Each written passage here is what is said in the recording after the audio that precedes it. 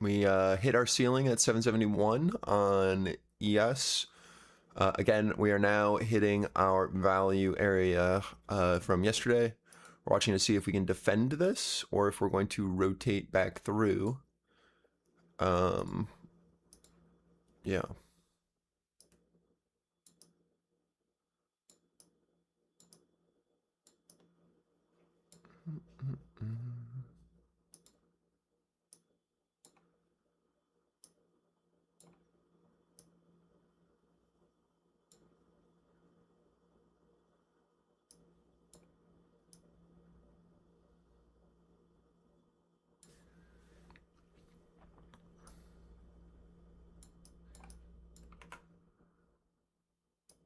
Pretty easy on ES. Putting the plan in intraday now. Fed's market says job market is in a weak balance. Here you go. Either we hold our value edge or we fail, and then we'll look for a rotation down And to our Barkin says half job gap data was very consistent with sector in weak balance. at 7746. Let me put that 746 level on chart. Again, if you're using my chart And book, Barkin says all job levels data is are more on low, chart. higher, and low, higher. Half gap. There you go.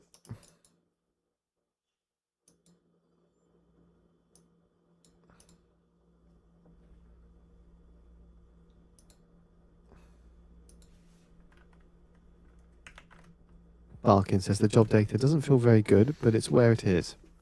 It is where it is. You had an epiphany today? What's up? So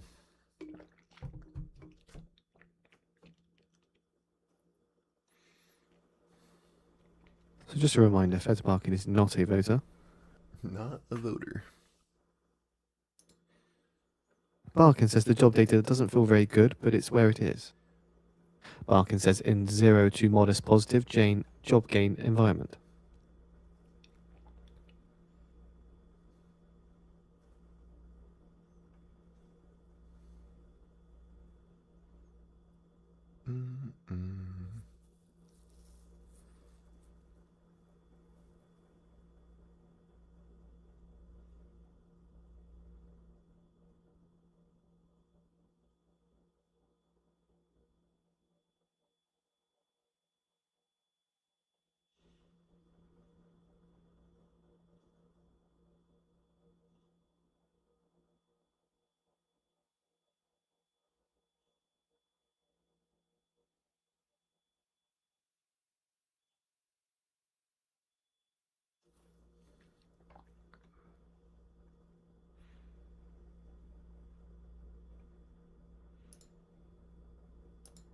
Barkin says corporate earnings are quite strong and growing nicely.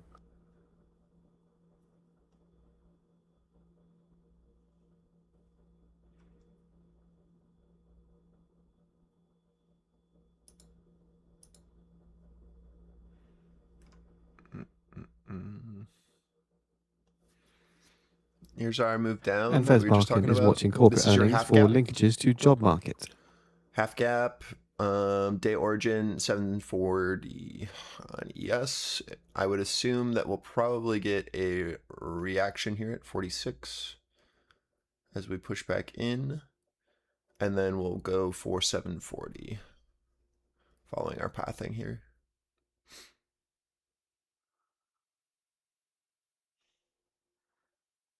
And this is just a failure to get back above our value. And now we're just filling the gap.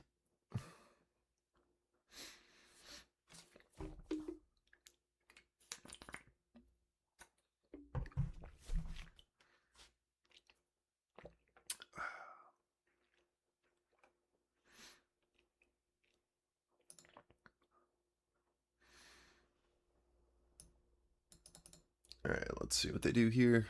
Retesting our half gap from the other side.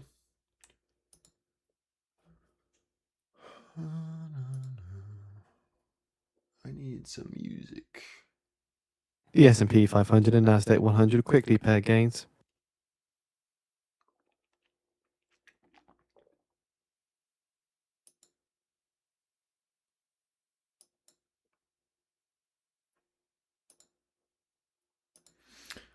So now I understand value areas are just standard deviations of a POC, not levels. So now I understand what developing value is telling me.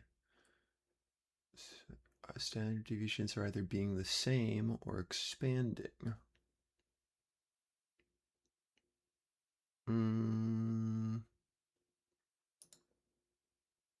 What is it telling you? How does that help you? Explain to me.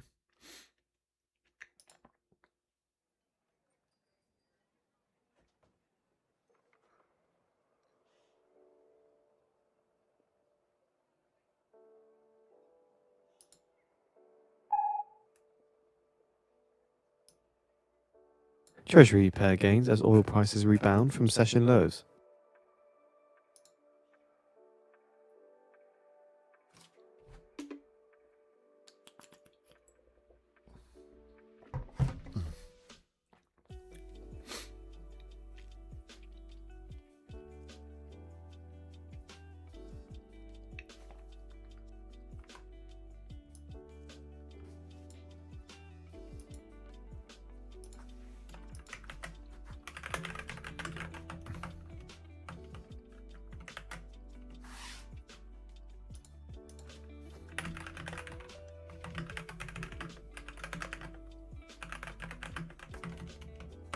SpaceX shares extend climb to as much as 8.3%.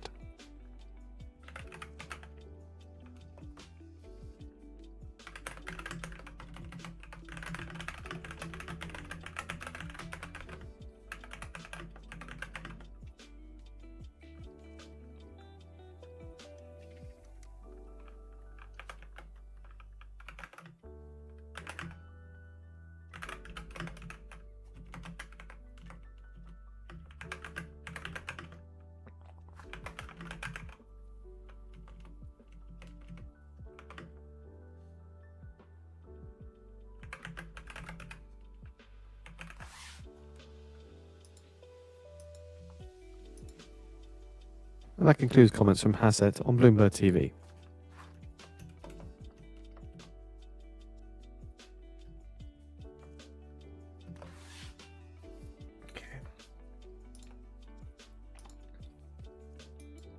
So if values are overlapped, the deviation is the balance. If a new 15-minute, 30-minute is developing and a new deviation of the market's balance area is changing price, you definitely like a personal.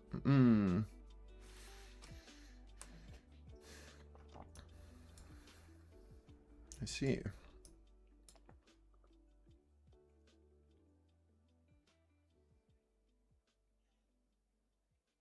This is really important where we are right here.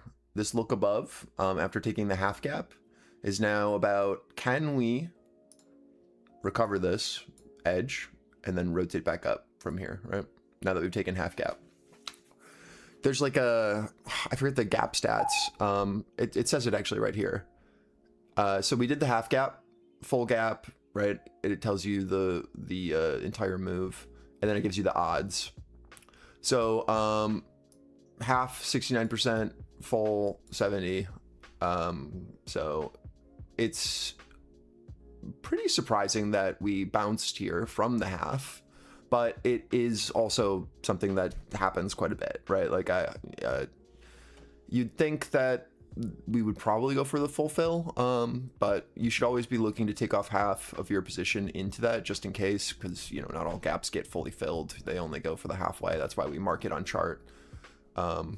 We will probably flip from here, so watch your edge now on retest, because now we're back inside today's value off of our half gap target, right?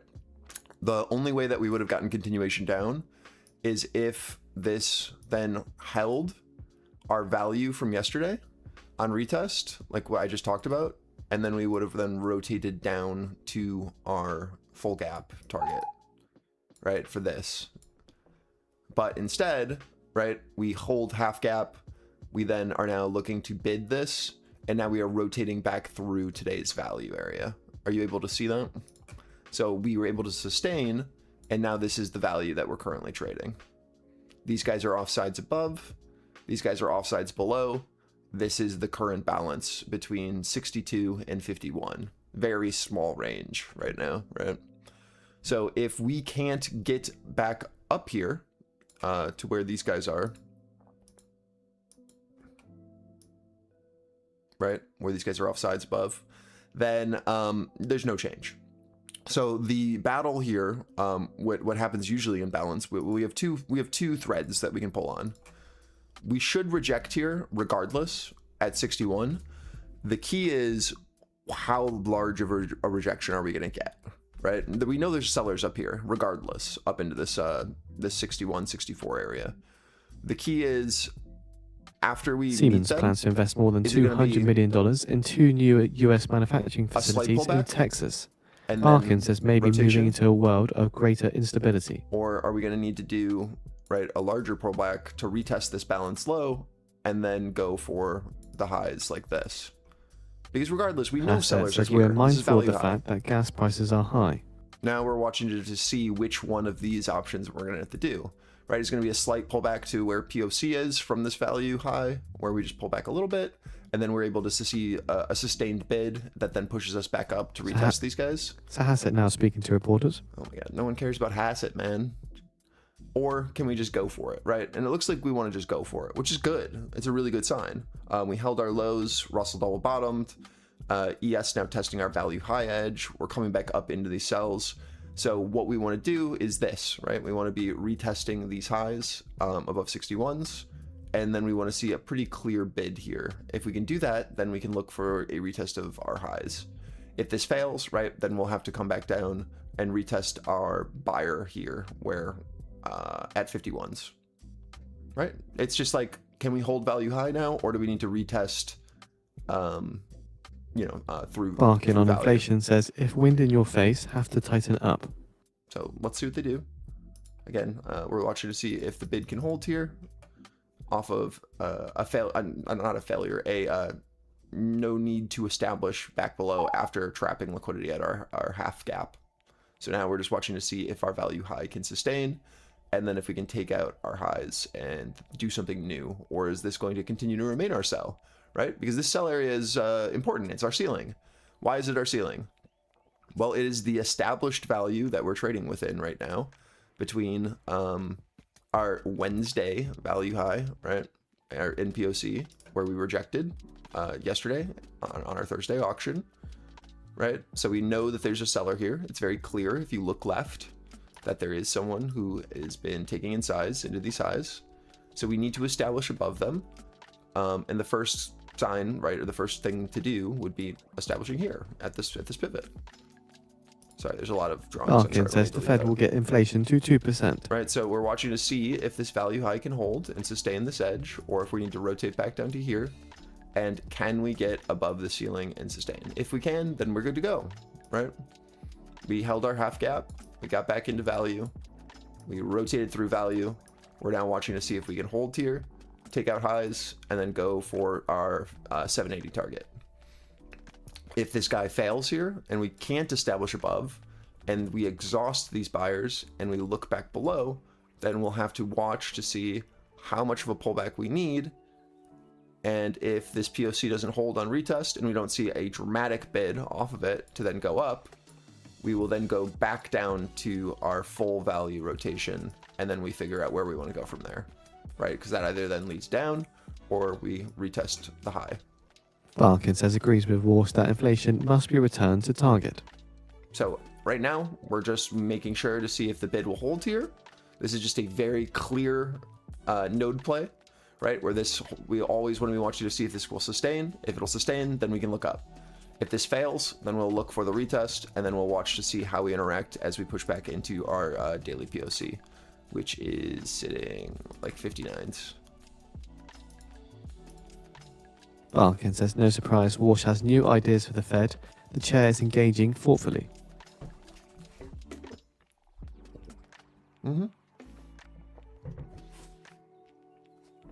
Yeah, and like what Ty just said, I long 650 for the time being. It's the only thing you do, right? It's the only thing you do right now, is you are looking to see if we can sustain here. It's literally, that's it, right? We are sustaining above our value of our previous sorry, we're sustaining above value high off of trapping sellers at our half gap. And you're just looking to see if we can build. If it fails, right, we'll look for the flip. But until then, according to our market dynamics, we have to look for the buyer.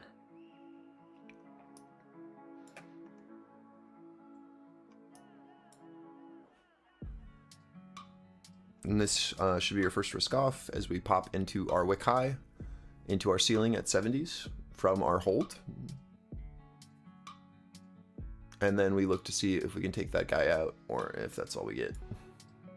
Do you think it's viable to trade SPX options using this framework? Yes, definitely. But understand that with SPX options, you have another variable on your hands, right? You have to deal with time.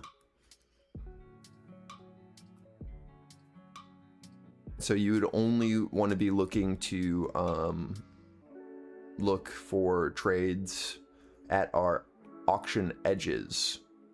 You wouldn't be looking to trade anything really in the middle or at our levels, right? All of the levels in between are going to be just areas where you're looking to take take profit, right? Because you want to be trading the areas that have the highest probability to create movement, right, Ali? So like, your value edges, your ceiling, your floor, your look below and fail area, your battle line, right? Like those are all really important areas. And that's where you would be looking to see strong reactions. And again, like the morning plan gives you exactly those levels and where and how to play around them. So that would be where your SPX trades would come in and be like, oh, okay, well, if this reaction, this is what, if this happens, this is what we expect, right? Stuff like that's really good. Your first like 30 minutes of the day is going to be the gap play. So whichever gap we open up on, that's the way you're looking to go. That would be your first play of the day. If you're looking to play like the first, 30, 45 minutes of the market is just playing around that gap that happens from Globex. And then your secondary plays are going to be the opening fuel into IB, right? Like that's your next area of interest. Yeah, we're watching to see if we can hold the 71 now following our pathing. I'm taking off my first size here, boys. Looking for 780. The S&P 500 index extends to a session high, up 0.5%.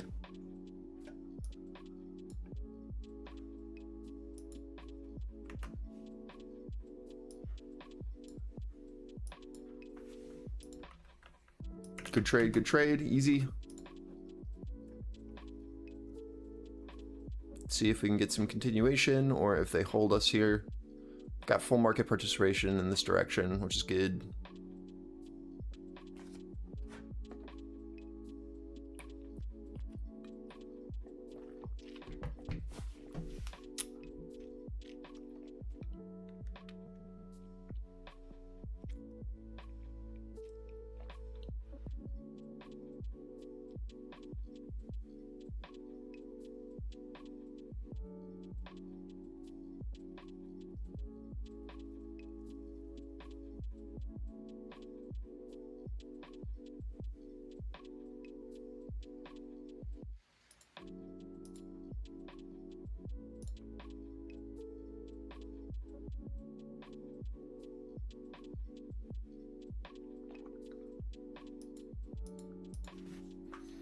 I have 2 ES left here.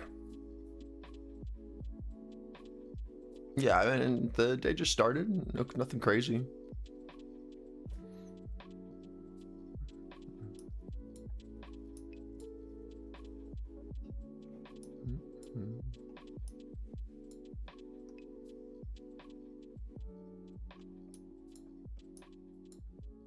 The delta here really shows what happened on this move.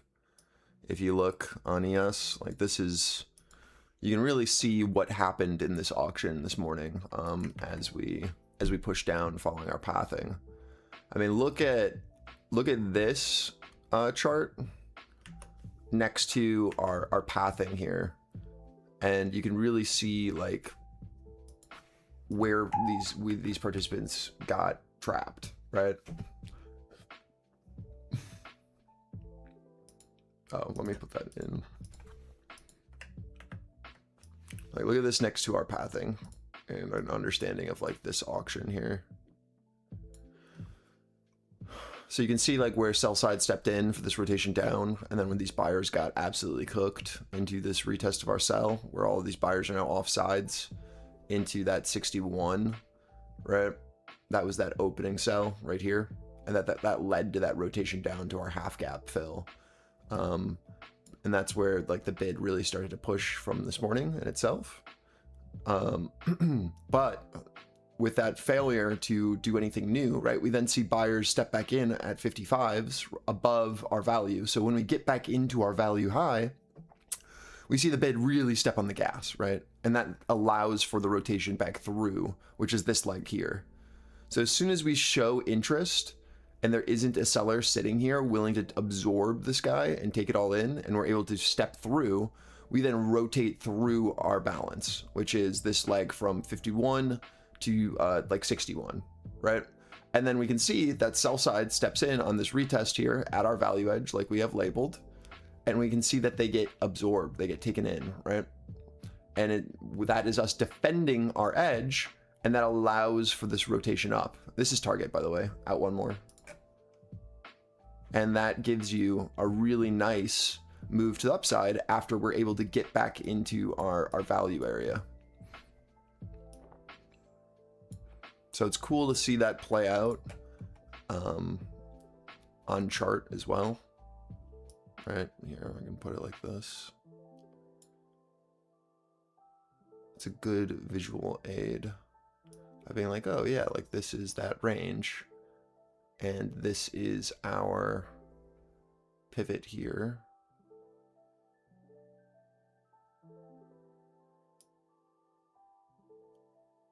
Right, these are those three levels. So you can see that next. Where these guys are off sides above. That's this guy here. Let me try to highlight it so you can see like how we're playing around that auction. Fed's Barkin says sees pricing power in business to business and pricing power limited in business to consumer. Right.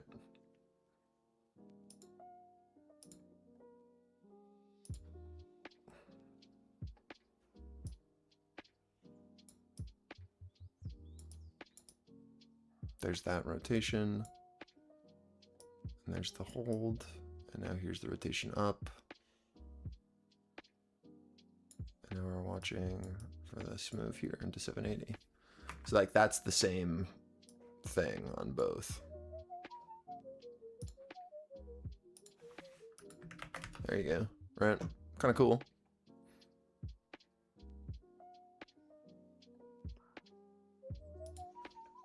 So we'll see if they can defend this now, but really nice rotation. Played exactly how we thought it would. Went right to our target at our 780. I took off size there. I have one contract left, and we're watching to see if we can now hold our high here at the ceiling. This 67 to 71 on yes would be ideal. Right into this guy on retest. Oh, what did I just do? Oh, okay, we're good. Levels above this is 8 into 820. If we can sustain here, we'll see. For my NQ enjoyers, it's literally the same trade on ES that we just did, right? We held the half gap, popped back over our value, and then rotated up into our edge, but we are failing into our look above and fail area here at 75 to 96. There's no change. We are still just sustaining. You feel me? So we'll see what they do. You can see it's a very similar auction here, where we look below, failed, got back into value, rotated value. So now it's a matter of, can we bid here at VWAP? Barkin says get doesn't over? think there is wage inflation right now. Or do we need to come back down to 650 first, and then we can figure out if we want to go up, or if this is going to then go down like this. This is the current auction.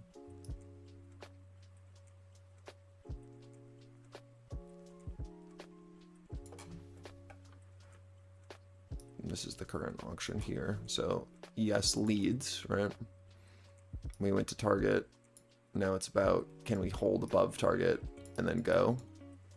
Or does this fail? And then do we need to, you know, rotate through?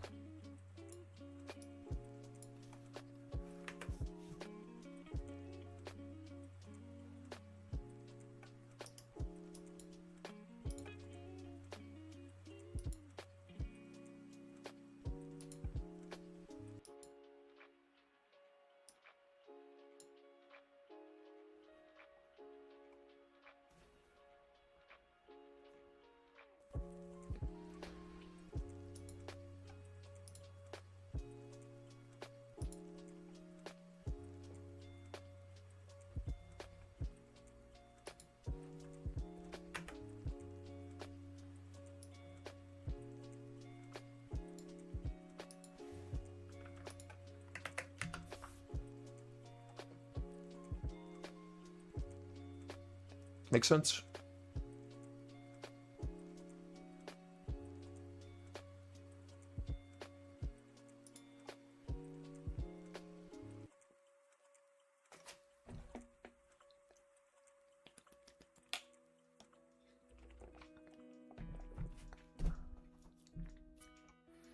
Yeah, so like NQ either finds a bounce here, right, into the 700, 720, or we're going to rotate down to 660. That's basically what's going to happen. And that's just our value low, right? Either we hold the mid where VWAP is in POC here and we trap, or we have to rotate back down, which is what we're showing, which makes sense on NQ because it never got out of value, right? That value structure stayed. While ES is just retesting our top of balance, right? Our top of value. So we look to see if ES can hold here on retest. And if it fails, then we know that we'll most likely head down and do this pathing instead, where we then make a decision at POC on a re-entry back into this auction. So what we're going to be waiting for is, can we trap on NQ, or sorry, on ES as NQ tests this low, right? And if we can hold this and fail to establish back inside this range, right, and trap some sell side liquidity who gets excited here. Barkin says the best measure of job market health is unemployment rate. Are looking for that reaction to happen as NQ retests this edge, right? This edge low, because this is the bottom of the auction. So we should expect relief as we come down into this, which is why we have it drawn like this. So as we retest this, we look for the reaction at the same area, and then we look to see if that'll give us enough fuel to then pop us. If not, right, then we'll have then a shift where NQ will then rotate below this, and then ES has this entire range to then traverse. So really important that we see bids here as we push into these lows for that pop. And we can see buyers are trying here on ES. Some decent size taken so far.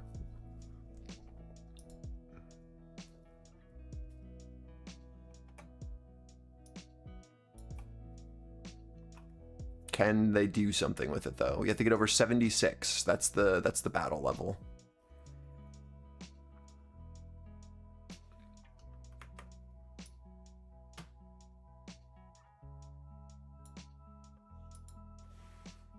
I'll show you what that looks like on our, right? So we've got this buyer who's stepping in here.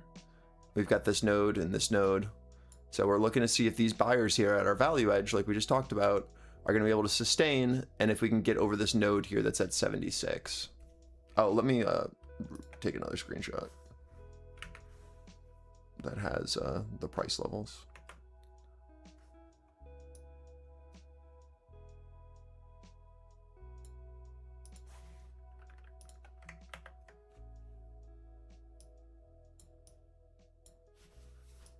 right? So that's why we're looking for that interaction there, because we know that that is our value edge. And if we're outside of value at the highs, we should be expecting that to be a buy, right? We should be expecting them to try to defend that on first touch.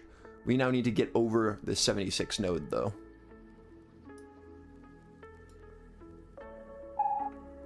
Or this will be where they reject us. And you can see that. That's where that offer sits, right? That's where that green node is. This is where those deltas were. So when we come in to retest it, right, like that's the resistance. So we know that there's a buyer here, and that we're rotating up into this node. But then from here, did they reject us? And then do we rotate down to this buy, right, which would be POC?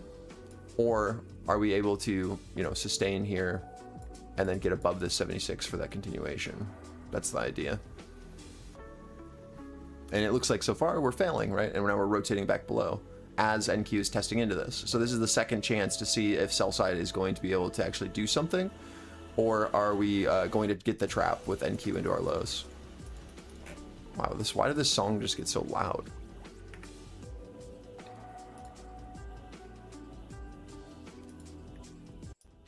Okay, jeez.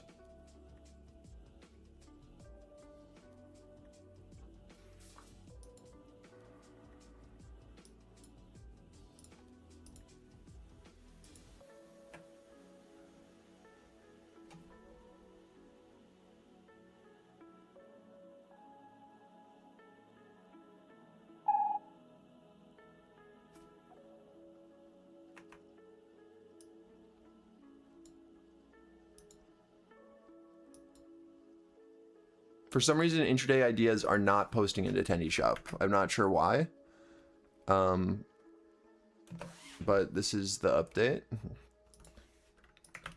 We're watching to see if we trap here with NQ bouncing our lows, or if this is going to be a failure and then a rotation through our value on ES.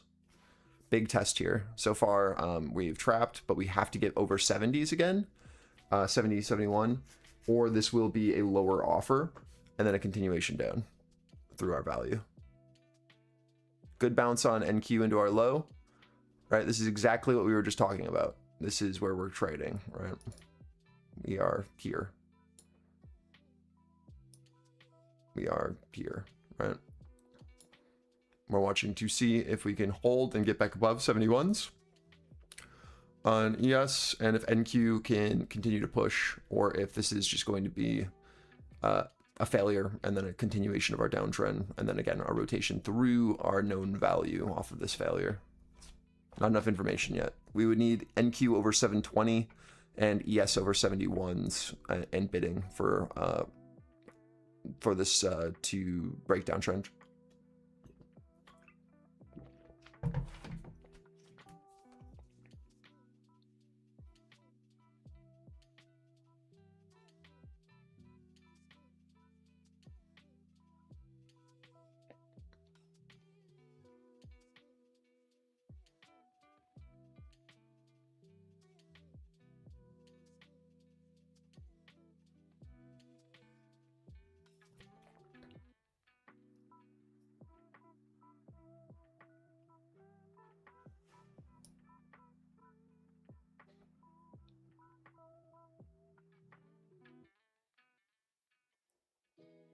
Yo, what's up, club?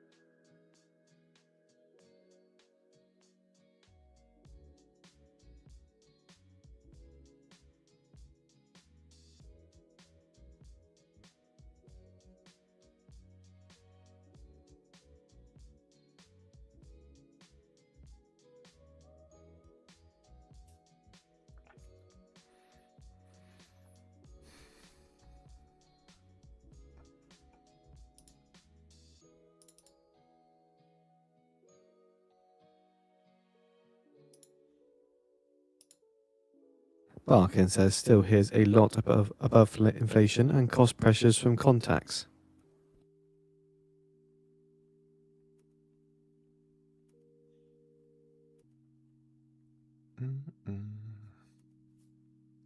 Seems like YKEPA past 2 days after the thin moves. Yes, exactly, right? We got to build it out. Only makes sense. It's hard for anyone to really know what's value, right? Until we build things out. Everyone's just kind of guessing.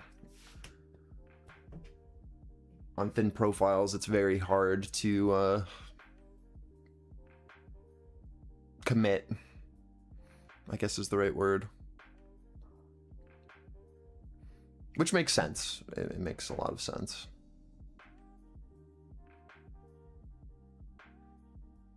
You just have to be like aware, right? When we're one time framing up like that, that you're basically your only entries are like value of the previous day, right? Because that's like the only known area of interest that we actually have established.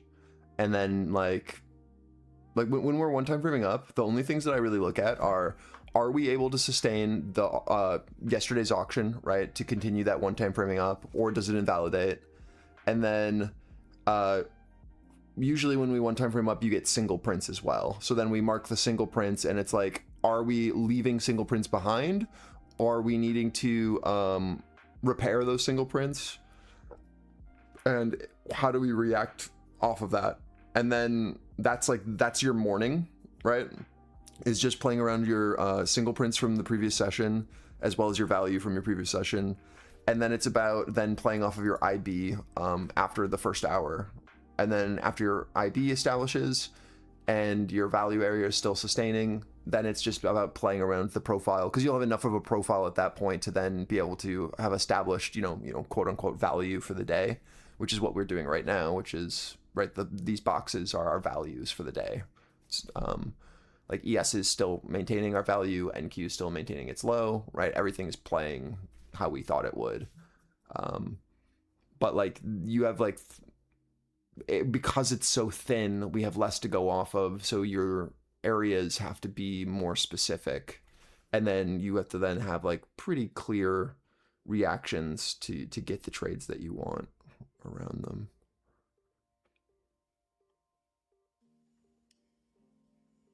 If you're not trading at those edges, like there's really, I just don't know if you can justify really trading the same size you would, you know, compared to, you know, if we were trading 1,000 points lower, like I'd be much more confident in our auction, because we have so much more information to go off of in the sense of like how we've traded in the past.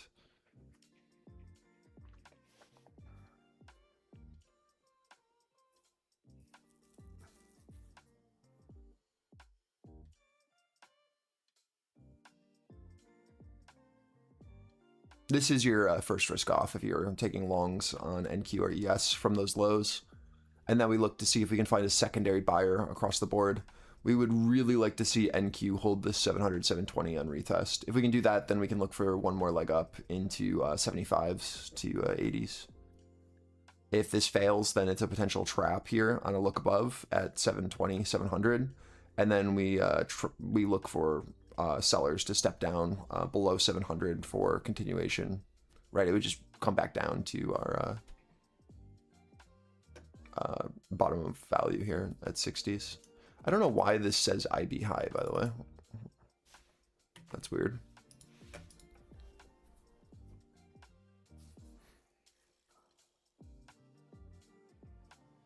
So we're watching to see if these guys are going to get trapped on NQ or not. They took in decent size into 720. We're looking to see if sell side steps down below 700, and then we do a full rotation back down to value low on NQ, or if we can bid here with ES above 71s, right, for that secondary buyer to step in with NQ, and then we can do the full range rotation where NQ can go up to value high, and then ES can come up to retest our 80s. So we're really just keeping an eye to see if these buyers can hold here. Again, we want secondary participants across the board. Okay size taken into 700 so far. Seller a little off sides, but it's just a two-sided auction between 725 and 700s here on NQ. Waiting to see which way we go.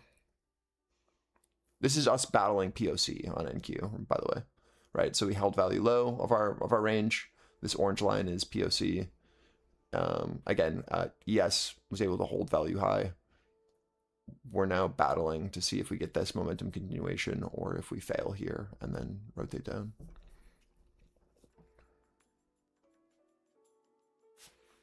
If you want a visual aid of that auction on NQ, here you go, of why I'm saying what I'm saying. I think that this can be helpful. You can see the size getting taken in. Orange line is POC, white line is value high, white line is value low here. And you can see the auction that's taking place between these participants here into that 20 and into our 700, right? That's what's happening. So that's what I'm referring to when I say that. And we're just looking for these buyers to try to step up here.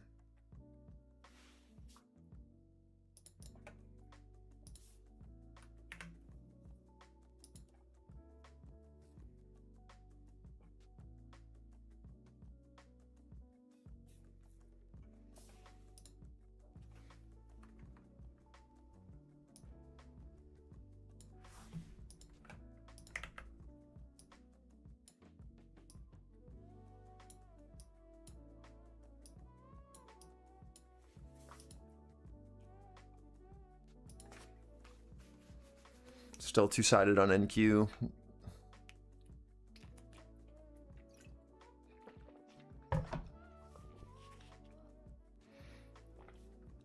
I did a huge patch on the indicator last night. I'm really digging how it's performing so far today.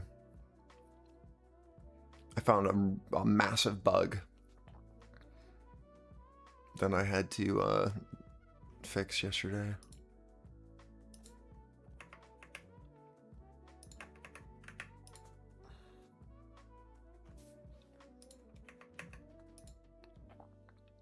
Forward testing is always interesting because like I've got all this like data that I've been testing stuff on, you know, from the past, right? But like regime shifts, like this has been a really awesome period for me to start building this because we had balance at the beginning and then we had one time framing down and then we had one time framing up now. So I'm getting like all of our auction states in like the last 20 days, which is sick. It's like a crash course.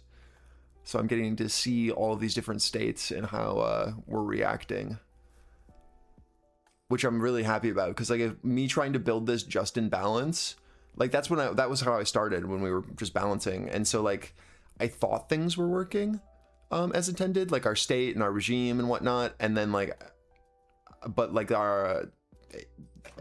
it was like a false positive, right? Where it's like, oh yeah, like everything looks good in this environment, and then the environment shifts and it's like, oh wait, our levels have to shift and our logic has to shift with the state change, right? Because like in balance, our pivots are different than if we were one time framing up or one time framing down, right? Because if we're one time framing up, then it's the previous day's auction that is what we need to maintain, right? So like if we're one time framing up, then it's yesterday's value high or POC that we need to defend on retest to continue that rotation up for one time framing. Whereas if we're in a balanced auction, it's going to be like the value low or, you know, the wick low extreme or something like that in a balanced auction. That'll be our big pivot. So it's a very different thing. So you have to have a different selector engine for the regime and state that we're in. Or you're going to have really shitty levels, because if you have the same levels and same like weighting when you're picking in a one time framing environment as a balanced environment, then that doesn't really make sense, right? Like we react very differently and we're looking for very different things in those in those different states. And I had like a, you know, a very general, you know, shotgun approach to it at first, where it's like, oh yeah, like this, the weighting would just do it based off of that. And now it's like, oh no, I have to go in and I'll be very selective about how we're looking to build and like what picks what for our engine to actually be successful. So that was an interesting little learning curve. And that has been a lot of work to try to get right.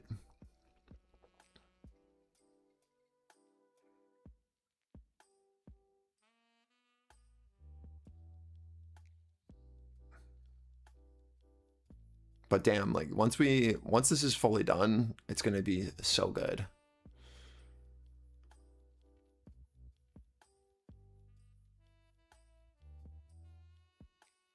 But I don't want to release it while big bugs like that still are appearing. 5 minutes ago now to every get daily the New York basis Fed where it's 1-year like, oh, inflation okay. expectations forecast 3.69%, prior 3.67%. And just to be clear, like I never am releasing those levels to you guys until I fix it the night before. That's why I post my levels at like 2 a.m. It's because I'm still working on it the entire day. Until I'm happy with it, I don't post.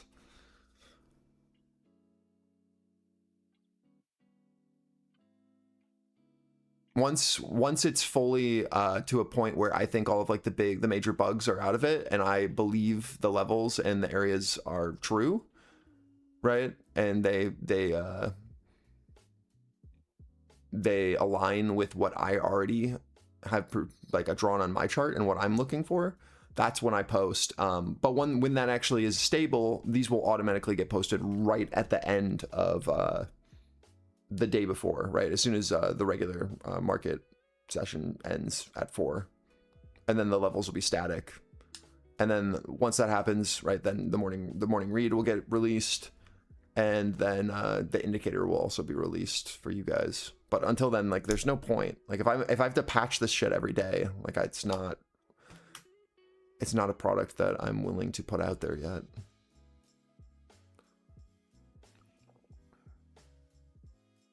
So we forward test it, and we grade it on a daily basis. We correct the issues, and then we go from there.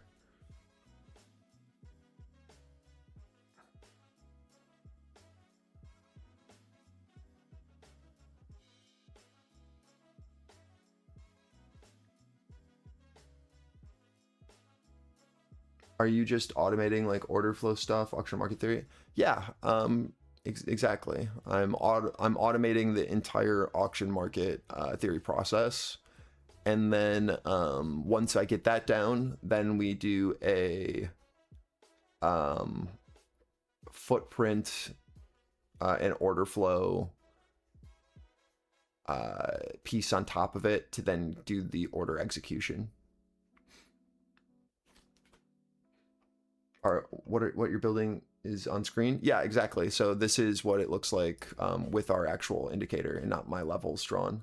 So it's like fully automated with our state, daily, weekly, monthly, tells you what's happening, our bias, the current state of the auction, what happened the day before, our battle line, the odds for a gap to be filled. It gives you all of that information, and then it gives you a playbook based off of what we're doing. And then at the same time, these levels then are created, create a plan that are posted the day before. And then you can trade around it with an understanding of like, so this is our plan that was posted the night before based off of this indicator. So it creates an entire state, what we're looking for, where we're looking for that to happen, right? So it gives you targets and it gives you trade ideas. So if we can hold the ceiling where we're looking to go and the target we're looking to go towards, right? As well as your ladder and then your playbook for the day. So you have this that you get the night before to play through Globex and today's auction, which already played out, by the way. And then you then have the full levels on chart, which stay static from the previous day's auction. And that's the key, is that then we'll have a fully built and adaptive system. 1 minute ago now to get the New York Fed that inflation also gives you expectations. your full plan. That's the dream, which is becoming a reality. It's nice.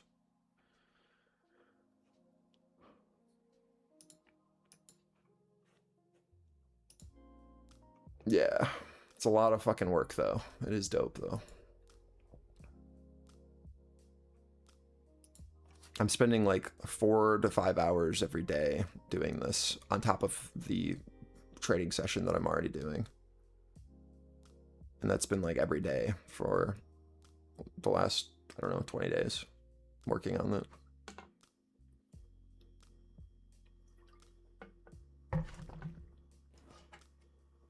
10 seconds. Because it's not just like drawing levels, it's also trading. Like there's a full gate system in trading. 3.63%, 3.63%, low in the forecast of 3.69%. Oh, sorry. There's a full New York like, Fed signal says July labor market also. expectations were mixed. July current expected personal finances view improved. July 5-year head inflation expectation, inflation's unchanged at 3%. So right now, like it already has a winning trade on it. But I want to also do more like day trading stuff. If I can get that, then we're cooking. Right now it takes like maybe one trade every 2 to 3 days, which is a little less frequent than I'd like. But it is positive. It's a 2R over the last 7 years, which is solid, but you know, like one trade every 3 days is like that's the trade I would take with options for sure.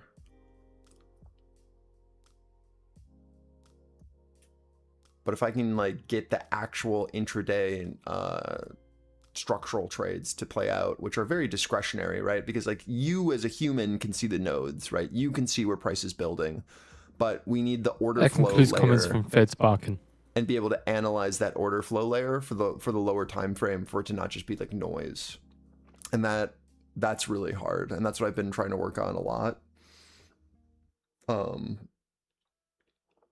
It's much easier to, you know, build out things that are on a higher time frame because things have, you know, they don't change as fast on the higher time frame, right? Like I'd say I can do like daily levels and weekly levels because, you know, a price is a lot less noisy on those time frames. But if I'm like trying to build a trading system that is mechanical on a 1 minute chart, all of a sudden it's all noise, right? You don't, the system doesn't know when it should be taking a trade and when it shouldn't. It can't justify it. It has to trade all of the setups that show the We same have posted out the parameters, New York right? Fed's July inflation expectations on the feed. Please read through. So then it's about like gating those bad trades, and it's like, okay, well, if I over filter, then we're missing opportunities, and if I under filter, then there's a lot of noise. So how do I create that system that takes, you know, basically your discretionary level of when you take the trade and when the system won't? And, you know, it's like the selective bias. So, yeah, no, that's what I'm working on right now. It's very tough. And it might never succeed. I don't know. We'll see. It might have to just be like a tool layer, you know, for that part, where we'll never be able to get it automated, but on the daily time frame, it'll still, you know, take a trade once every 3 days, and then you would use this as, you know, a day trading tool on top to follow our plan. I don't know. I think I'll probably be able to figure it out, but that's kind of where I'm currently at, where it's like, I don't know if we're gonna be able to do it. But like, if I can succeed here, then it's money. Right? It's over. Because then I can fully automate it.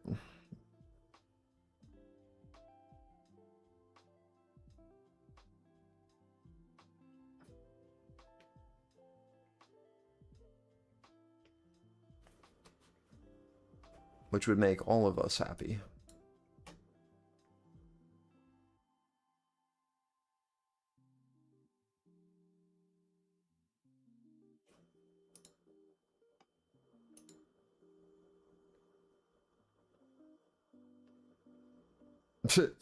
Dude, I could never live in a forest like him, man.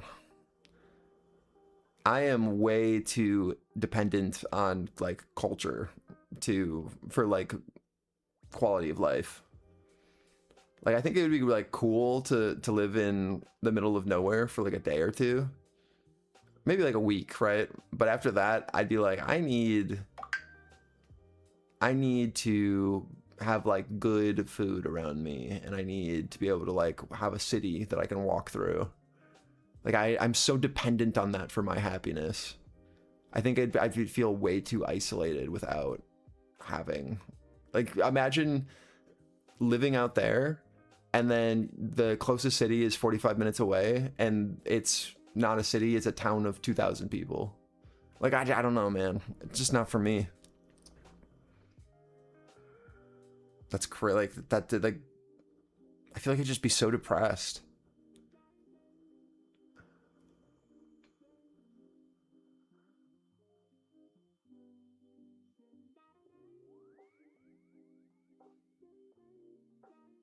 Say, did you see the journal I sent you? No, not yet. I haven't looked at DMs. I'll look right now while we're just chilling in this trade. I'm going to take off my first risk here as we push in on ES because NQ is getting to our high again.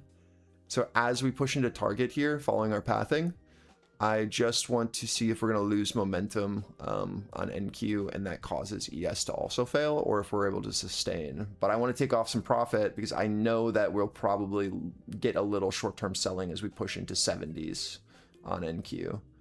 So again, just taking off my initial risk here, following our pathing, because I understand there might be a potential sell, and then we'll hold runners. And then I'll look at your DM. Taking first risk off here on ES as NQ comes back into Val high and L.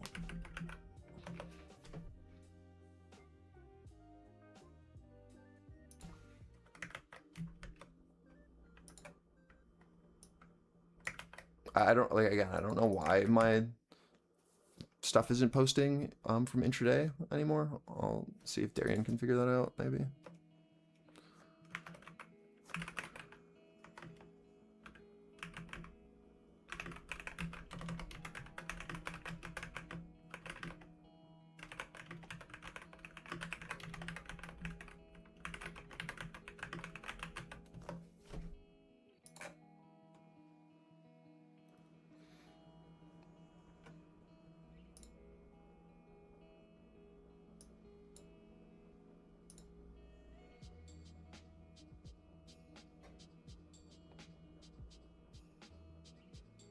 This is yours, Ty?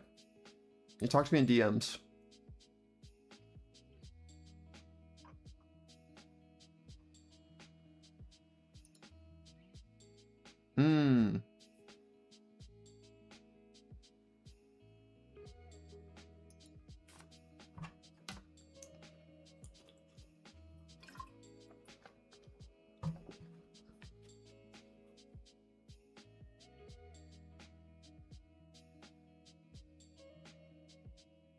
Yeah, this is basically my YouTube thing that I was doing with the recordings, but automatic. The issue with it is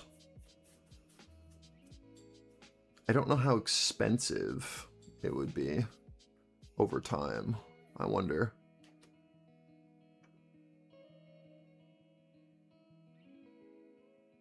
This is cool. Yeah, well, I think I can just make this for us.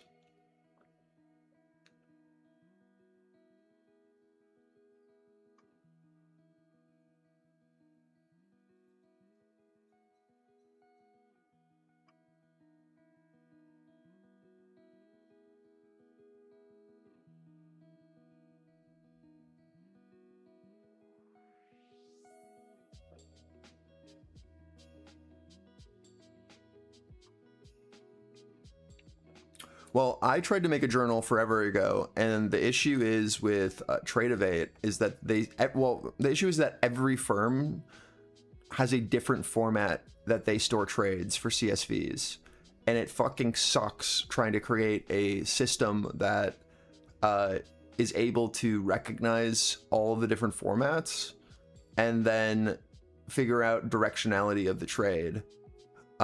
Without some sort of like API connection. Like, you need it, and not all platforms offer that. So if you're not on, like, you know, Sierra or MT5 or something like that, you like were just screwed in like every trading journal that was good if it didn't have an API connection that automatically did it. And so like I kind of gave up because I have a really solid trading journal that I made, but I could never figure out that aspect of it. And so I kind of just like gave up on it after spending, you know, weeks building it. And then I was so sad because I could never get Tradeify to like accurately show trade direction and give you like good recordings. Because if you try to do too long of your history in Tradeify, like it just is like, nah, there's too many trades for the overall year. Like you can't look back that far. And you're like, brother, what? Like, what do you mean you can't look back that far? Or it'd be like, oh, no, sorry, you can't see your trades from this period. So then it's like, okay, you have to go month to month or like quarter to quarter and download your trades for previous years to build out your sides. It's just like, this is too much. And then I'd go into another platform and it was like, okay, no, sorry, this format doesn't work. Your reader doesn't, you know, do this. So something like this would be good. I've been thinking of a system. I have I write out my notes out physically. So I have like app or interface overlay for trading platform that monitors your trades in real time. Basically, we can have an API connection to a broker to get a live P&L and trade history to create a live account accountability coach. Run locally, maybe sub to log in? Question mark. Are you? And then I was like, yeah, that's one of the ideas on my notepad that I have right in front of me. So like I'm looking for the same thing as what you just showed. But it's like, I've got so many ideas, man. It's hard. I gotta finish one thing at a time or I'm never gonna get anything done. I'm taking up my next risk here on ES. This is RTY into value high and NQ into value high and ES into our wick high. We just took that wick. So took off more risk.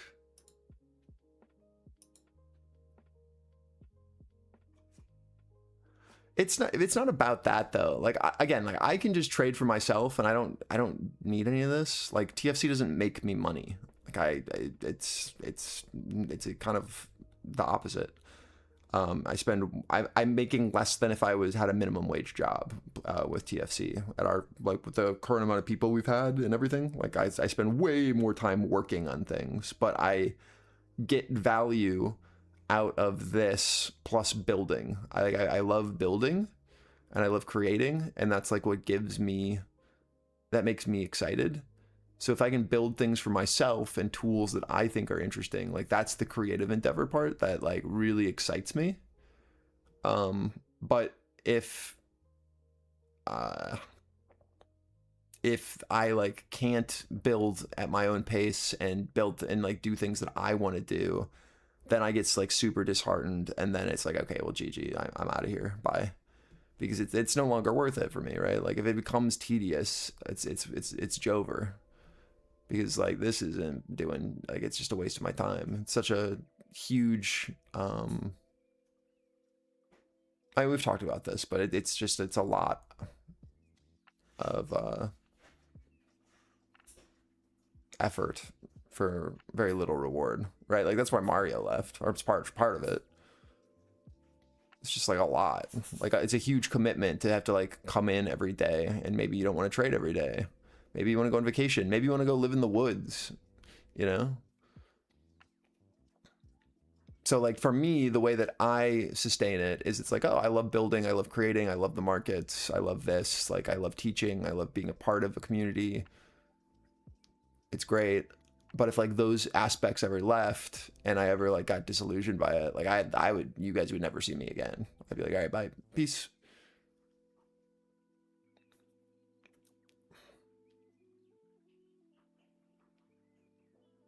So to me, this is like my way of, I need to have some sort of like thing to figure out. And once I do, I can like latch onto it, and then I am like an addict. That is my ADHD brain at work, where like I grab onto something, and as long as it's exciting me, we're good. But once it doesn't, it's like, oh, now we got to find something else, or I will disappear.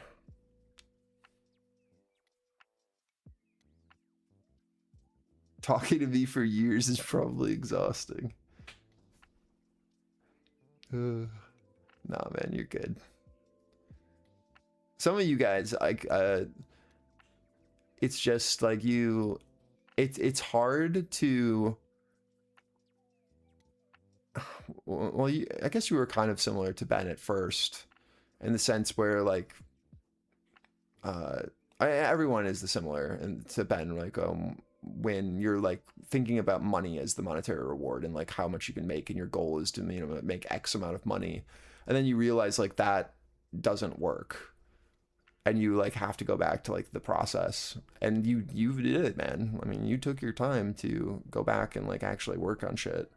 But like that realization, coming to that, and like having to like consistently see people be like, yeah, my goal is to make, you know, 1 million a year or 100K, and you're like, that's your goal, and it's like, bro, okay, well, GG, it's over for you until you realize that. And then having to like do that for each person, having that same conversation, that can get a little frustrating. But like, I get it, right?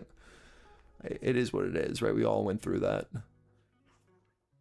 Like, I remember having this conversation with Izzy over and over and over again before she finally got it, where it was like, dude, like, you need to get another job because you're too stressed about trying to make money in the market to cover your rent, right, and your bills, and you're never going to be able to succeed because you're too stressed about trying to make money.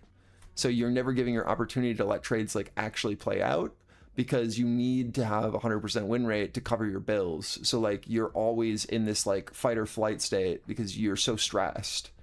When you actually have another job and you have that security, you can allow things to play. You can trust the process and build slower, and you don't need to over leverage.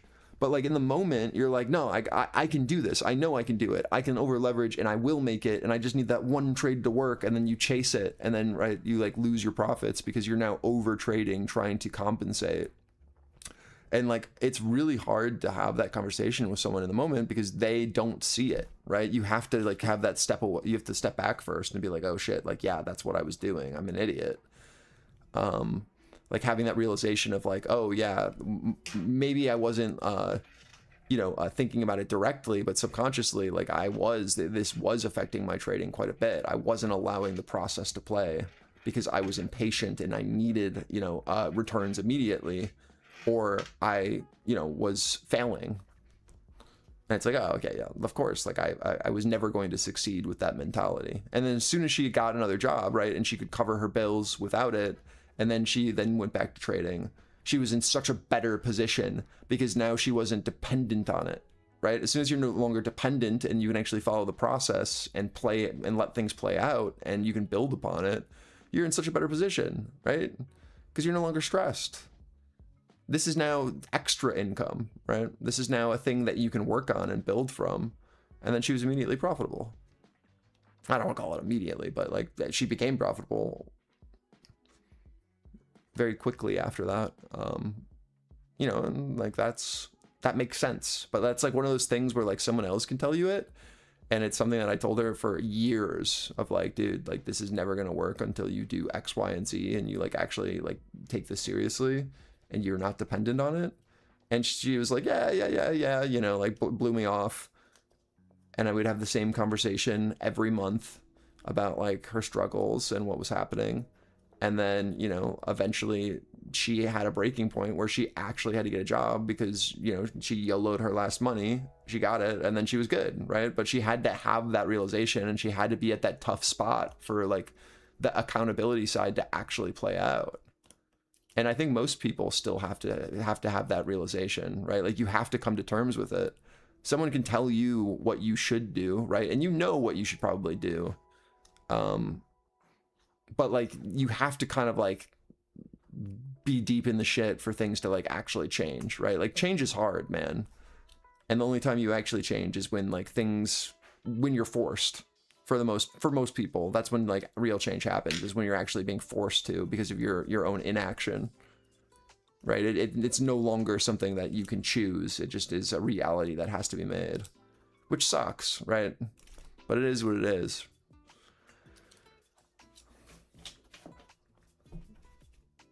And I think like that's like one of the good things about community, right? Is like, okay, like some people are able to make that change without having to have that tough choice. and that's great, right? Then we can save you a couple years.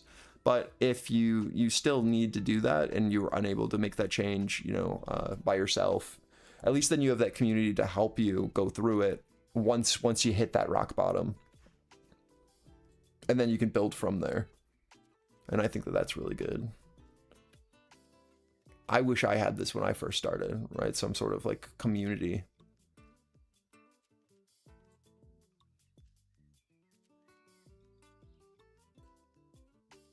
And again, it's like it's what you make out of it, right? Like if you're not honest with yourself or with the community, then it's gonna be very hard to do anything, right? But if you are honest, like then you have an accountability partner, and then you can like grow with people, right? And then like that is a multiplier. It is a force multiplier when you're able to like build and come up with ideas with each other and like refine strategies and talk about things and be like, wait, like how did you find that entry, right? Like all of a sudden you can like bounce ideas and really refine your execution at a way higher rate as soon as you find your people.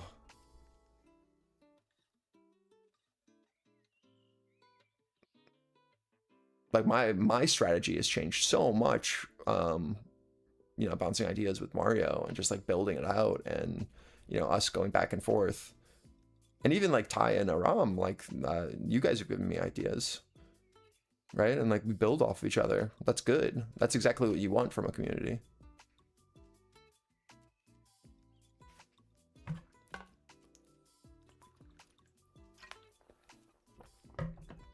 What's up, Camille? Good to see you, dude.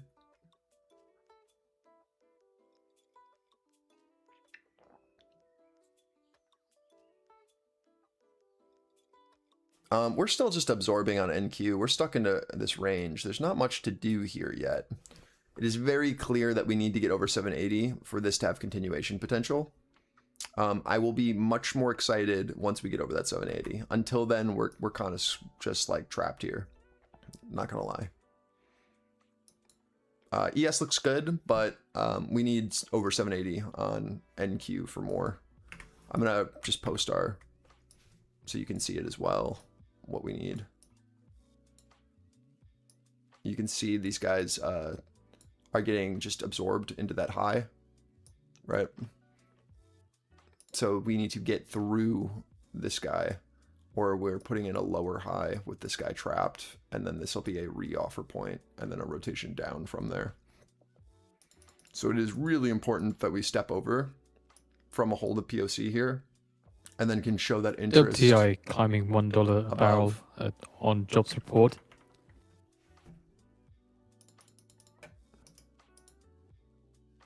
Or that might be that, you know.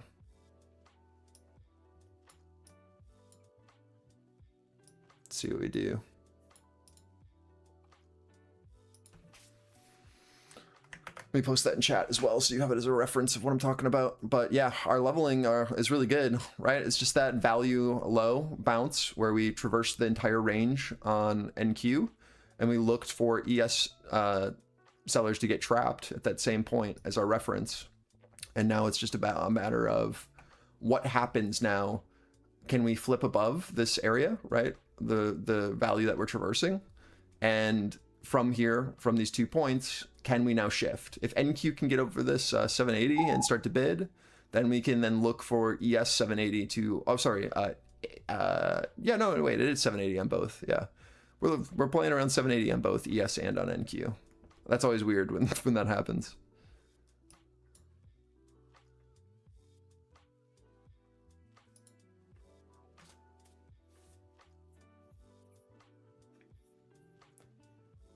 Hell yeah, Camille. You're gonna be very happy about some of the changes that are coming to TFC. It's like perfect timing for you if you ever are looking to come back. And congrats on getting into the union. That's cozy.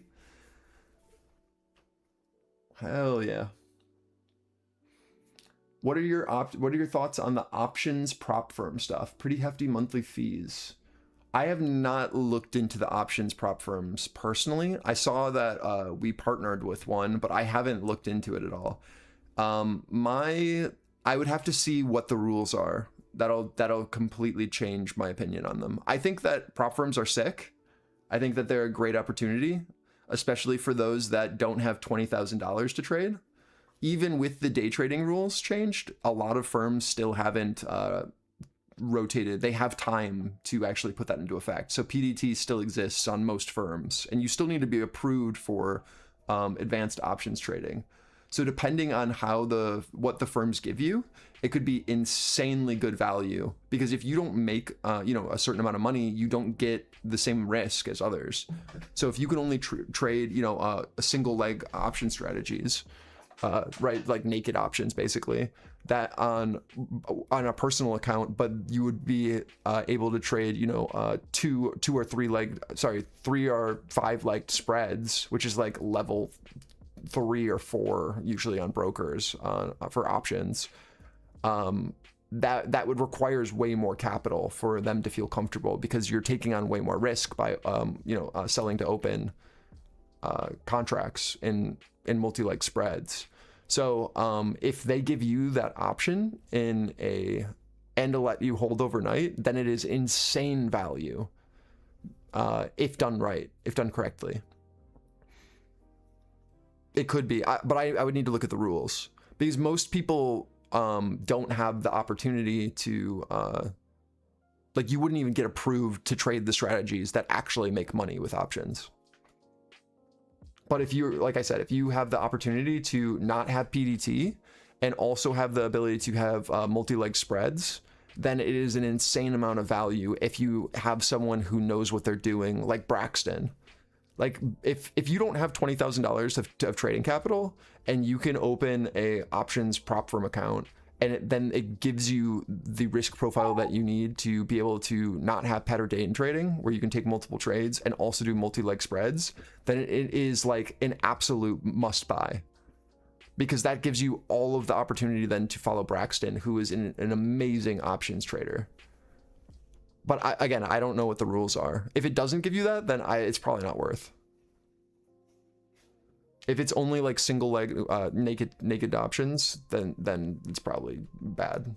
That'd be my guess. You might as well just like go trade on Robinhood.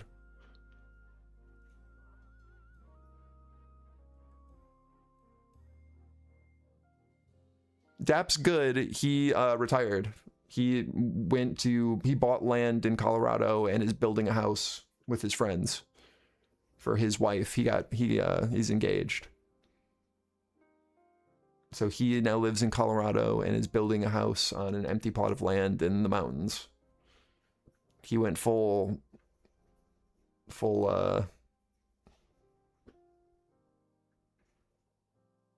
I don't even know the word. I don't know if he's done with it. He had enough Trump news. He went to go live in the woods. I took off one more here on ES. I have one runner from 74.50 as my average on ES from our value edge hold. We are following our NQ pathing now, right? Off of the flip of our 780, 800. If we can hold here, we push up to 850, 875 as next target.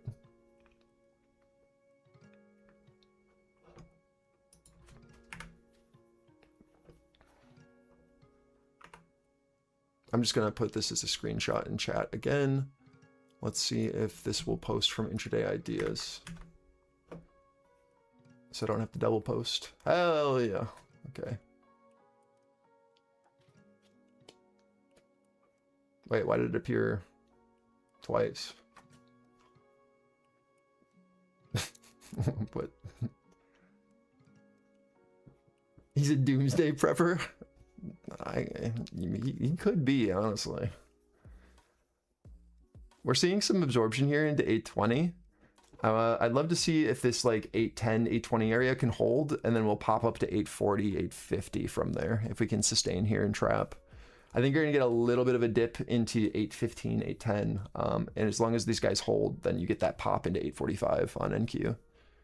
Again, I've taken off one more on ES here. I have one contract left at a 74.50 average, just from our value edge on hold following pathing. Just looking to see if we can sustain or if this fails again. Just following our plan, full pathing playing. We now need to see if NQ can sustain above value, just like we did on ES, right? So it might be a bit muddy here for a little bit if we don't just get the instant move up and continuation from buyers here on NQ. So it's all on NQ to give us this next leg, or we might have to come back down to retest our value edge first to make sure that buy side actually is able to sustain outside. I'm not sure which one we're going to do. It looks pretty bullish. It looks like buys want to go for it, which is happening right now. Let's see if we get it. Yeah, they're really trying to show up here on NQ. And you can see exactly that, why we were looking for that 845 from that hold. There's that pop and that liquidity fill into them. I'm going to post that also so you can see it visually, what we were watching. All right, them getting absorbed there, getting trapped into that low, into our 815, 820, and then that big pop and push up into that 845 liquidity there. I'll be right back. Again, I'm just in my one runner. Just use the bathroom real quick.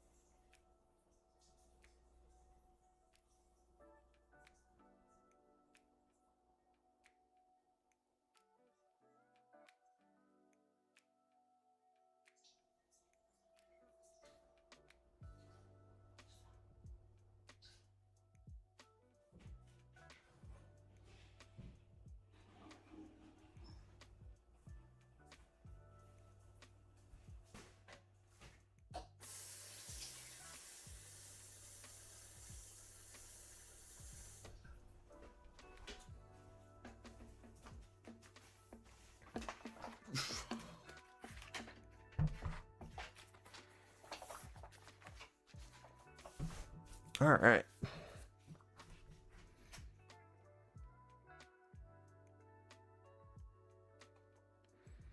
So we go intraday bullish on a hold above on NQ, on a hold above 78, so 75s really. Until then, this is our next level of interest where we expect some sell side to be here on NQ. Let's see what we do as we push into this.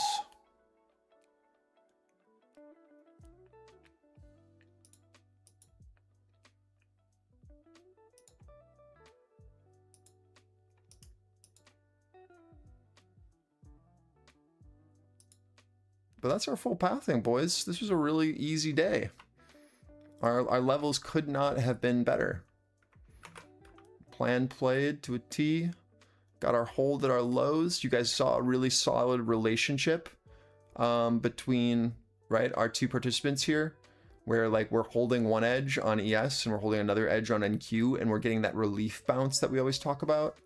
That was a really good example of that playing out in real time, where you got that shift to occur, right, where we were able to hold that low edge, and that gave us our low across the markets, right? So like even though we're trading different structure, we're still getting that relief bounce and seeing that relationship in real time of it playing out, which is great to see, right? We usually see that on Russell.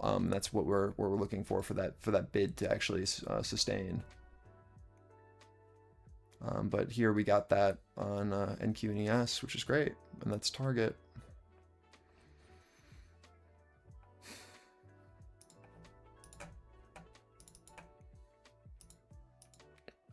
And here are our levels on the chart book that you guys have access to right now, just based off of the same stuff, right into it. This is yesterday's IB high on Russell.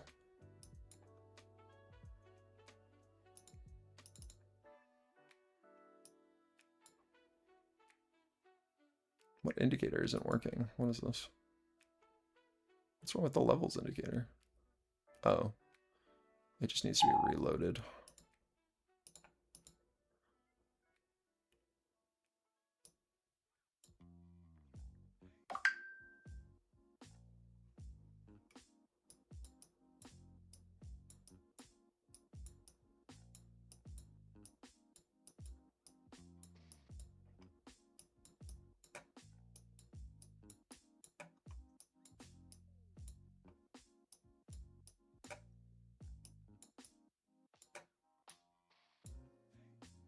Dude, look at that 780 level. Holy. That was automated. Love that.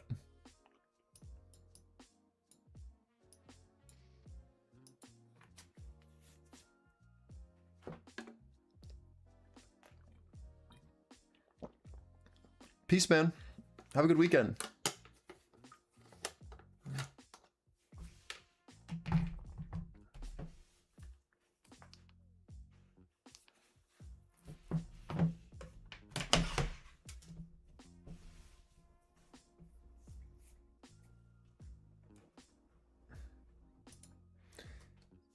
The healthcare CEO's estate. What does that even mean?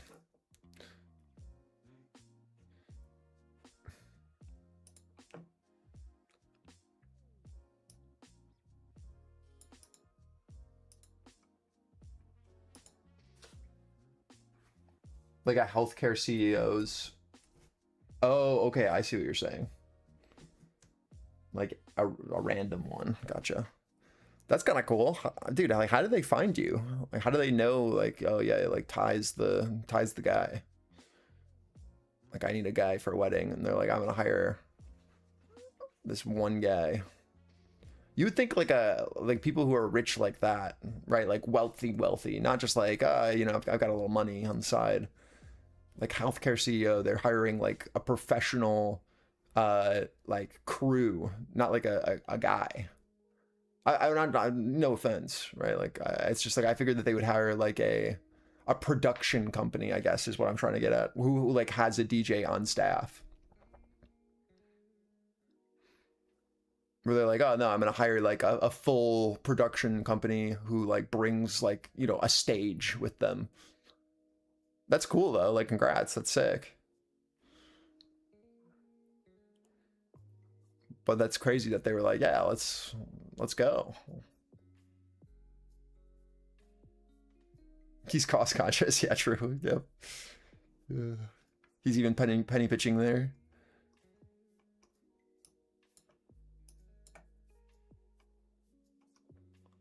Dude, that's like that's a place where, you know, you start building some connections.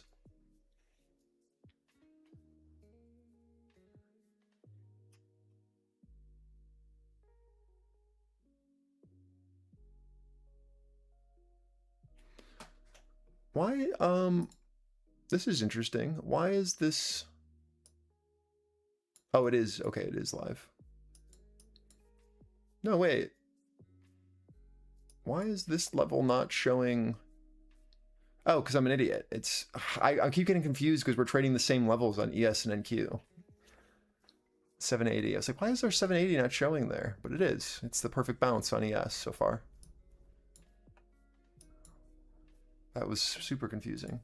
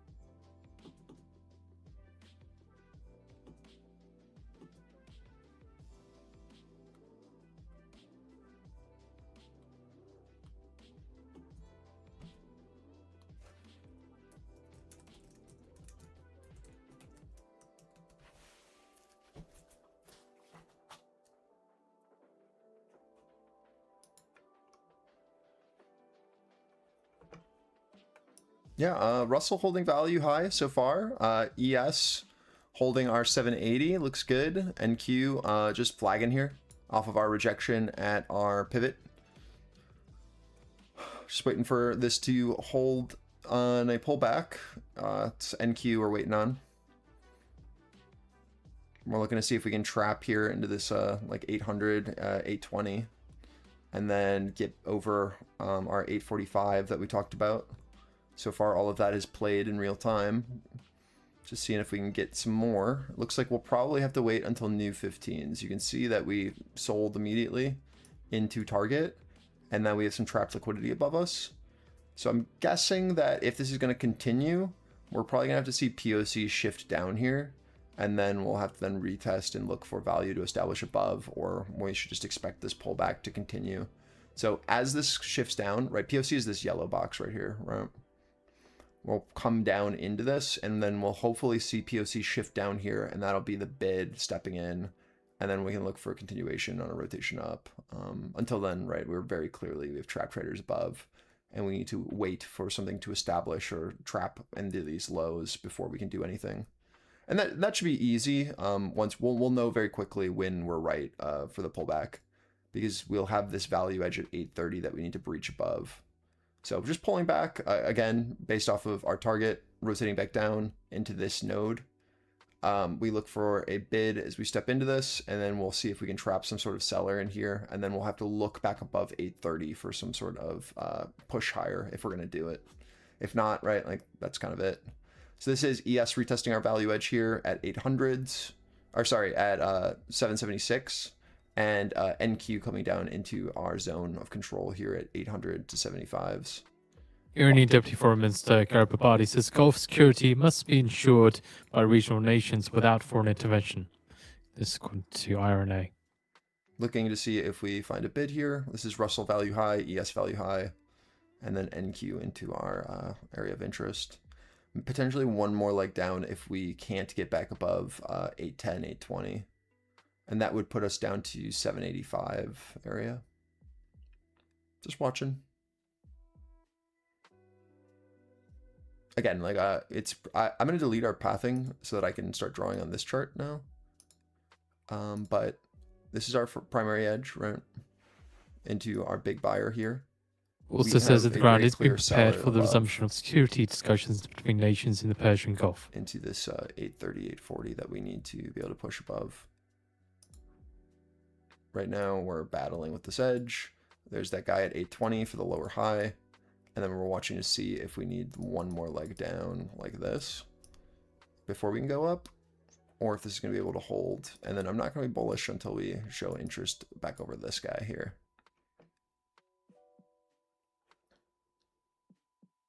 To me, this would just be like a scalp trade back up to this reoffer into 830 until we are able to actually flip.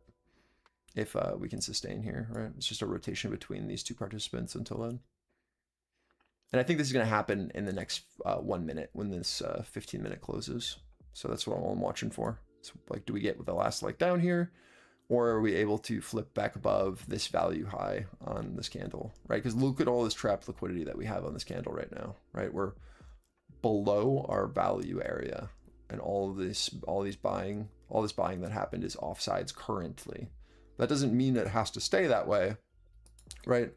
We're bidding off of the lows. We need to get back into value and then show interest here on the open of new 15s to then go up, which is what we have drawn. That's what we're watching for. According to Tasnim News, they say reports indicate that explosions have rocked positions held by Saudi-backed forces in occupied region of Marib in Yemen following a missile attack by Yemeni armed forces.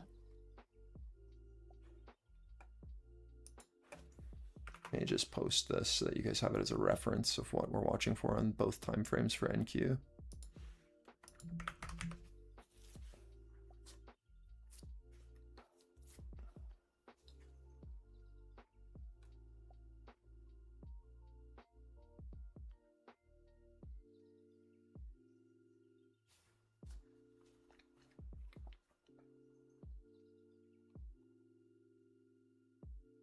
New 15s have opened, opening below POC of our previous candle.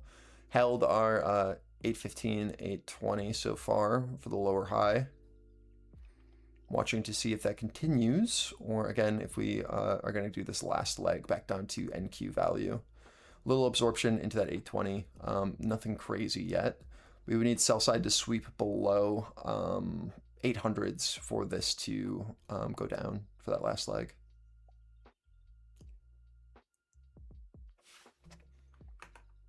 Here, this is a good reference as well.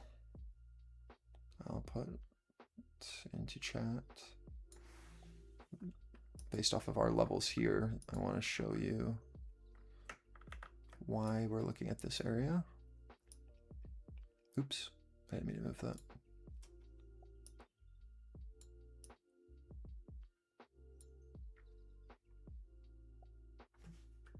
Actually, let me do it in the Russell so we can just take up this entire frame. Yeah, there we go.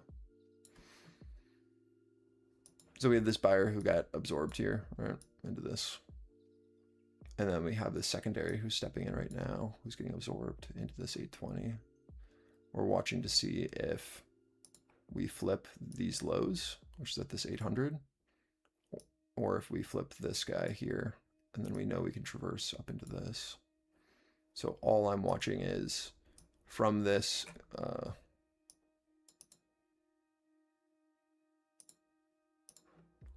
can we sustain this low and get above for this rotation up? Or does this trap and then rotate for us to come down like this to retest our value edge into this guy? Basically.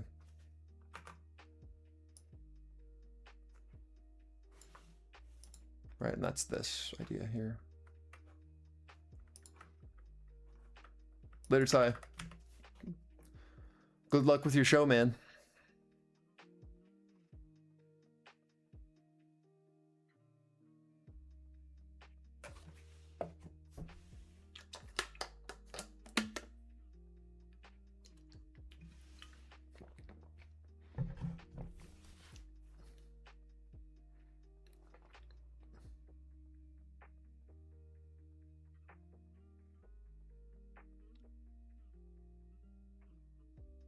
Mayor of Tehran, Zachary, says passing through the Strait of Hormuz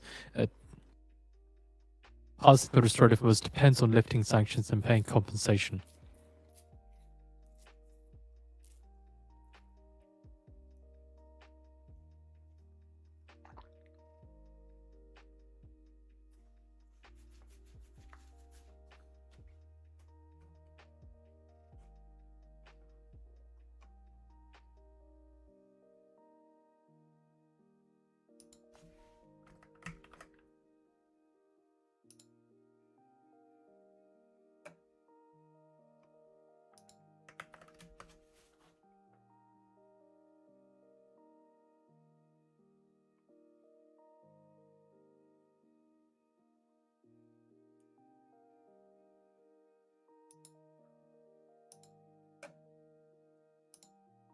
It's also just reiterating what's been said yesterday by Iran's Foreign Minister Karababadi. Iran's Tehran mayor says nations that are threatened in Iran will not have the right to use this strait until compensation is paid. So this is what I'm working on right now. It's clearly not done, but I'm trying to like do something that comes up with intraday updates. So like check, this is something like the current push that I'm working on. So it is going to do the review of the plan and then tell you what potentially could be setting up as well, which is kind of cool. So like I would then be able to like post these at intervals, maybe like at IB close at one time, so that you'd be able to like then see like where we're currently trading within the auction, based off of the morning read. Right, so like this is again just like what gets output right now, which is kind of cool. It's not incredibly useful right now, but the idea is what I'm most interested in. So to like tell you what part of the plan is played, it'll tell you what we're still looking for, based off of the data, the setups that are left, This is the idea right now that's open, the long rebid setup with the stop and then with targets. It tells you your profile shape, the range, the expected rotations, your LVNs, and then what catalysts are next throughout the day. Kind of cool, yeah? So eventually, right, when this comes out of beta, these will pop up throughout the day for each instrument of like, okay, you missed the morning auction and now you don't know how to read the plan because you didn't trade the morning. What's left, right? Like what's next? And then this would then give you an idea of what to be looking for into the afternoon session if I'm not here, you know? Kind of cool.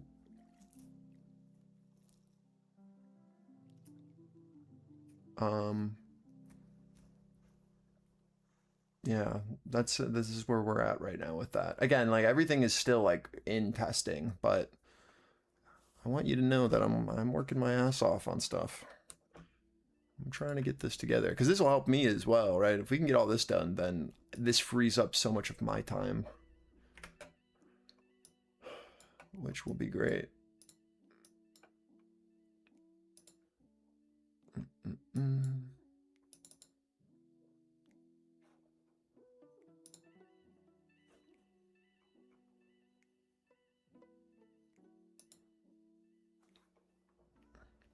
We're at our level of interest here from NQ holding our pivot. Now retesting our first primary level here.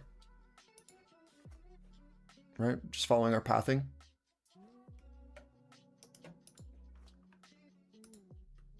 Let's see if we can keep going or if that's all we get. Just following our pathing, like I said. NQ is able to sustain. Let's see if we get more.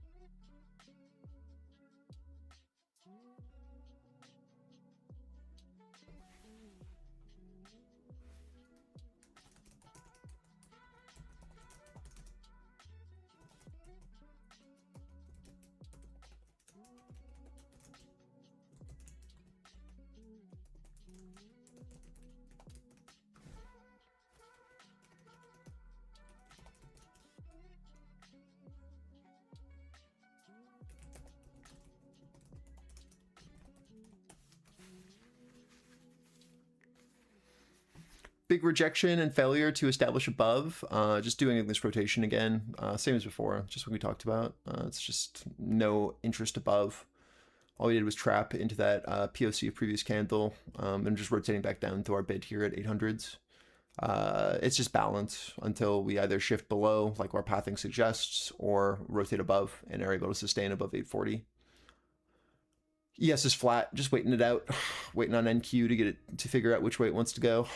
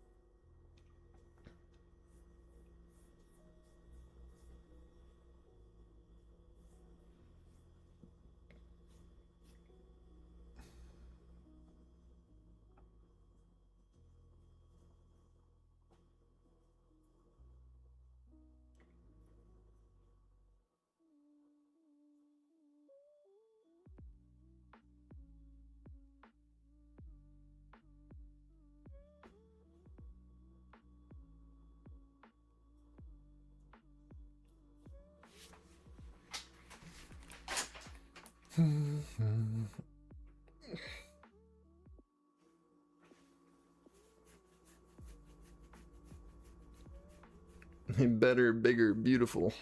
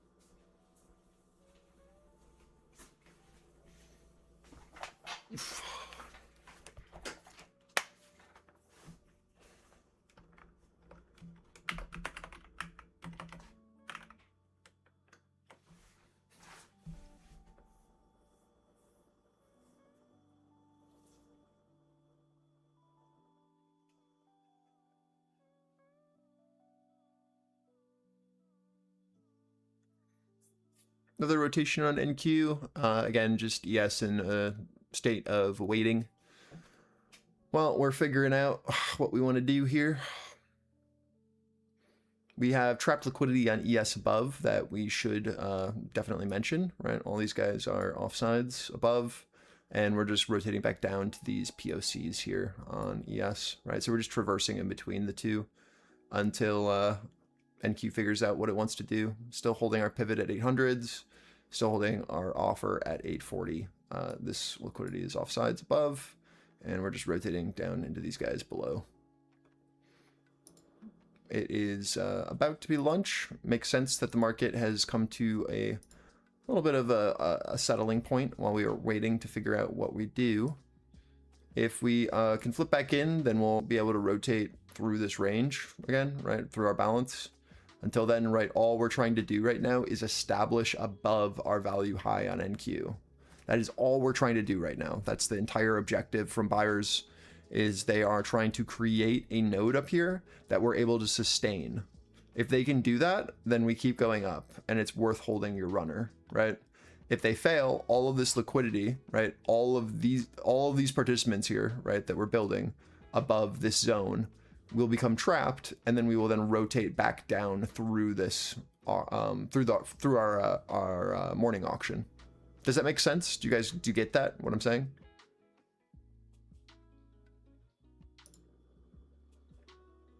Right, it's just like the midday. You can see it very clearly here.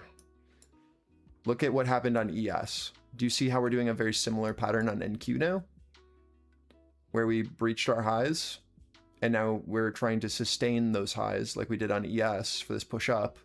We're looking for a very similar thing to happen on NQ if it's going to keep going. Do you see that? Are you visually able to see the pattern? Yes or no? Yep. Okay, cool. That's the pattern. Like, that's what we're waiting for right now, is can this sustain? If it can, right, then we get our next leg. If it fails, this liquidity is trapped, and then we'll look for the reoffer from the other side, and then we'll rotation back through our known range. So it's a pretty important area. I don't know if it's going to establish now, right? If we're gonna be able to like just get the pop, or if it's gonna take 2 hours, right, through lunch. I have no clue. But we do have very clear structure that we're trading around that we can reference, right? So that's what matters. And we have basically a fractal of the market on NQ just right here on ES, right? Because it is the front running instrument. So we should be expecting something very similar from NQ from our buyers, because this structure is a breakout structure and a very clear shift in our auction where these guys got trapped into our lows, and then the bid was able to sustain previous highs. Same thing here, dropped into lows, rotation through our known auction, right? Reference rebidding at our low of our auction, and now looking to see if we can sustain above previous sellers. And that is your flagging pattern. That would then rotate us up if we can do it. You don't see the pattern. Okay, okay. Did that, what I just say, help or no? Where are we trying to hold at? Okay, so this is the pattern. Do you see how in the morning on ES, this is where sell side absorbed, and then we flipped these sellers to then be our buyers, and that allowed for this rotation up? Yes. Okay, so do you see on NQ where we're currently trading, where our previous sellers were? Do you see how this is the same thing, but ES is front running? We already did this like on acceptance, right?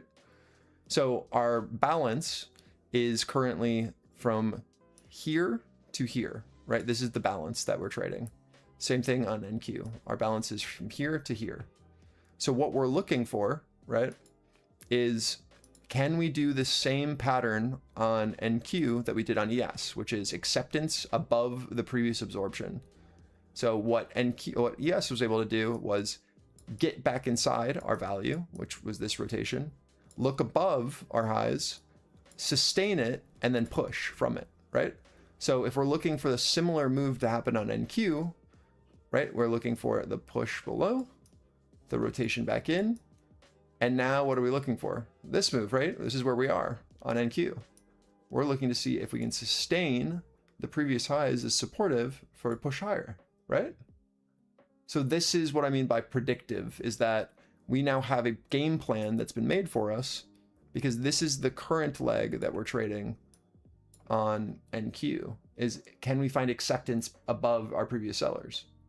And we've already done that on ES. So we can see that we're looking for a very similar move now on NQ. It's just a structural play. And like if we fail to sustain here, we know that we'll then traverse through our value that we've already identified, right? So if we can't bid here above our previous highs where we saw this absorption, we will then look for this to then offer, and then we will look for a rotation through our value, right? And we would expect, because these guys are off sides, that this value low most likely wouldn't hold. So we would probably take out lows and then come down to here, because these guys would then be off sides. But that's what, is that helpful for you, Glow? Do you see what I'm saying now?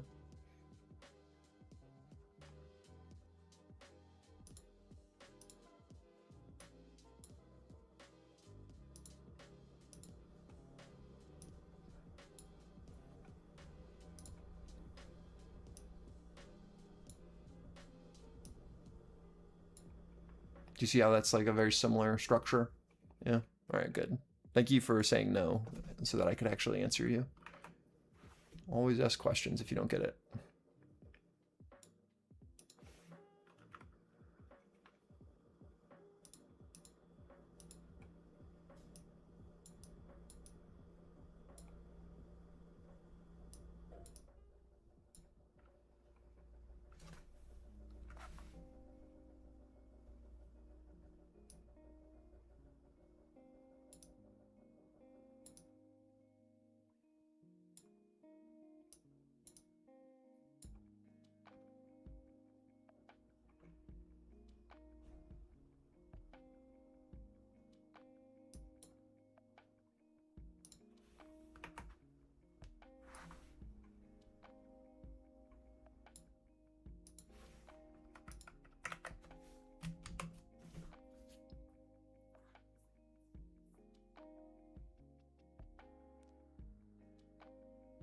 Yeah, definitely. Yeah. Just because we sustain right now and get a pop doesn't mean that it will, continue to hold for forever.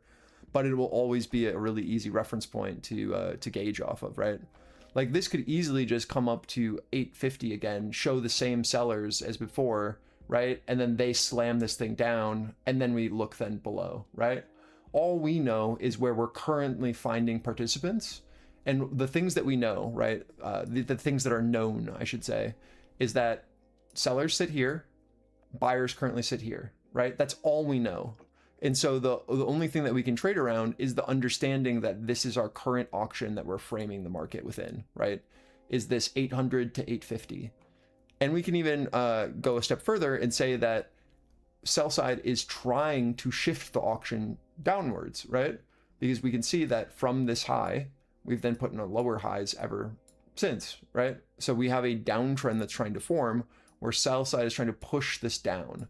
But the issue with that is if sellers can't shift us below this pivot, they've now been selling at a lower and lower price, right? In our range that we're trading. And the range again is from here to here. So what happens if sell side is trying to short in these lows and they're unable to push below, right? Well, then they're offsides because they're now trading not at the edge high, but in the middle of the range or at the low of the range, right? So it creates a punishment, and that's how you get that like that flagging pattern if you're looking at price action, is you now have like participants who have trapped into the lows, and then you look for that bid and that secondary move above our previous sellers. That gives you your continuation, right? Like that's the whole like price action pattern itself. But again, all we know is that we're traversing in between these two participants and that there's a known seller up here. We still need to breach above this guy and then show acceptance. Because like you said, like we could continue to hold here, this guy could fail, and then we would then have trapped liquidity into highs, and then we would look for this guy to then try to resell again and then rotate us down, right? Nothing is for sure. All we know is where current participants are. That could always shift.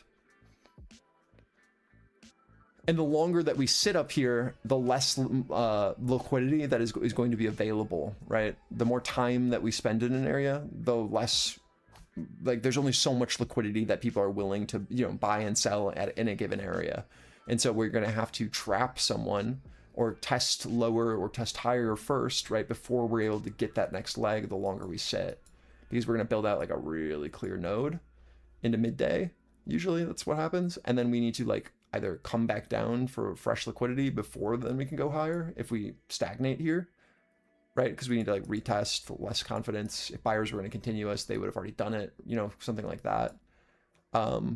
Or, right, like we continue to just sit here, we come back up into our sellers, they reload, right? And then force price down, and then they get us below, and then all of this liquidity is then trapped. And then that creates a really nice movement to the downside off of a failure to establish above these highs, right? So like, again, like all we know is that we're trading between these two participants right now. And until we can get above that previous seller, we have to respect that that is where they're located and take some of our risk off as we trade into them. Again, like all we know is buy side's here, sell side's here. We have an auction that's in between these two positions. That's all the information we know right now. And if these guys fail, we know that we'll then look for that reoffer and then a rotation through our value, because then these traders would be offsides on retest.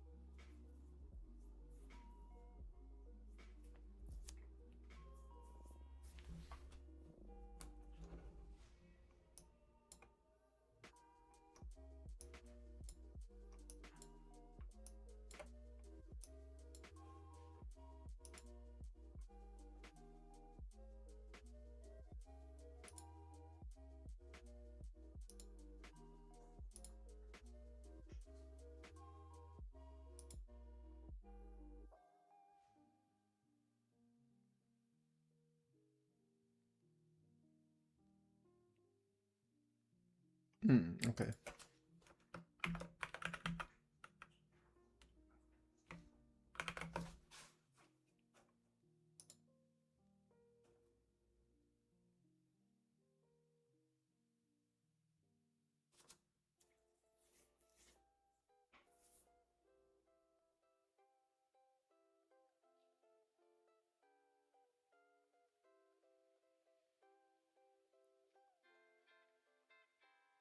Dude, people are so long oil right now. What the heck?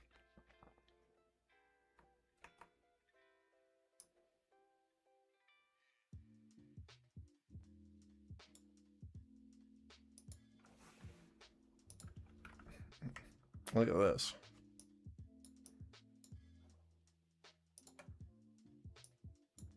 $87% long oil across Tradeify.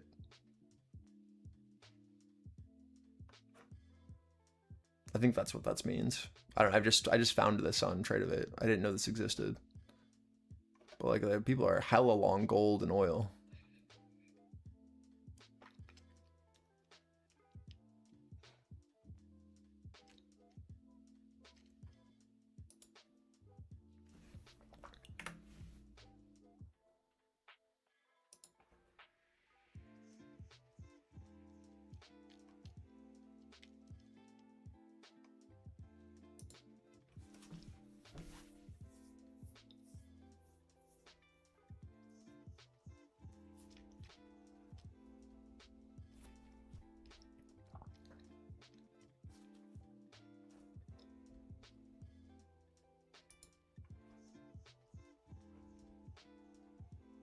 I'm not expecting anything all that exciting, boys. Now that it's lunch, right, midday. This is just the classic stall, right? Maybe we get continuation. Maybe it fades. Don't know. Usually lunches are a continuation, but a very slow continuation of whatever was happening before. That's usually what happens, but it takes, you know, an hour and a half to play out.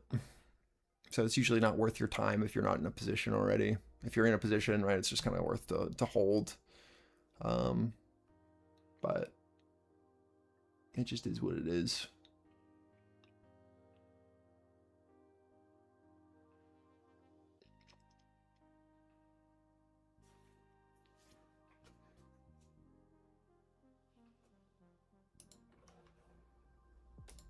Yeah, we can look at previous 15 here.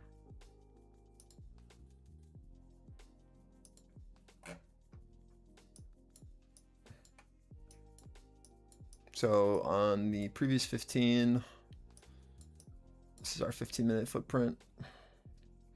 NQ's in a short trade on a failed breakout out right now with a stop at 856.75 and targeting 780.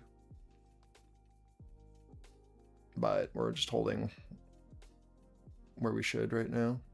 Looks good to me, still supportive. We'll see. If we can sustain these highs, then we'll probably have one more leg down into these targets. This is what the 15 is showing on NQ. But it's trend up, right? So it's kind of hard to try to take shorts on a trending up day. But what this is trying to do is, again, it's trying to short and then look at this as our reoffer, and then it's looking for a rotation down like this, ideally, if it's going to do it. And this is with the leg you'd be watching. You can see that it's flat POCs, right? Which is just like usually bad trading. But you can see on ES that we're just trapping on each look into these highs from the previous value and then continuing downwards. So you're watching for the same thing on NQ short term as we pull back into our area of interest.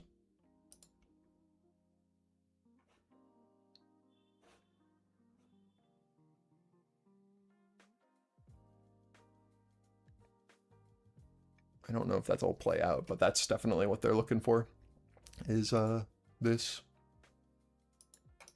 Right.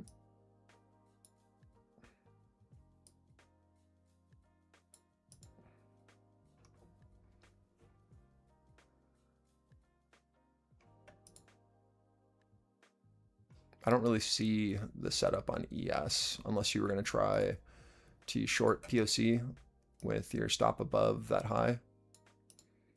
And then you'd be looking for a push down to previous day value high like this if it was going to go down.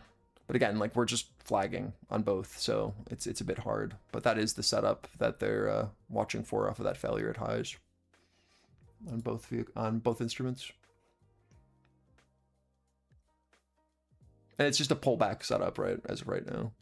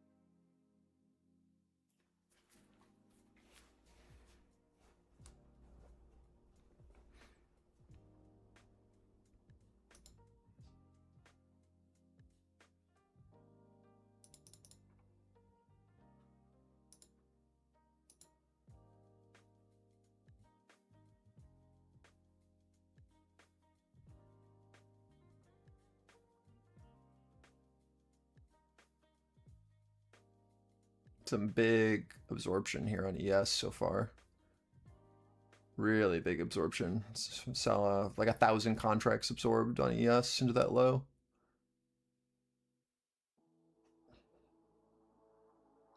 Bid trying to reoffer. Sorry, sellers now trying to reoffer. Bit trapped below, boys. We'll see what they do here. Looks like news is about to come out off of that, I would assume. We'll hear something in a second.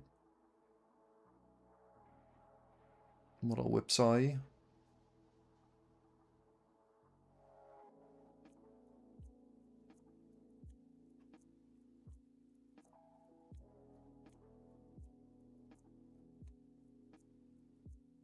These guys are pretty cooked down here so far. We would need to get below them again.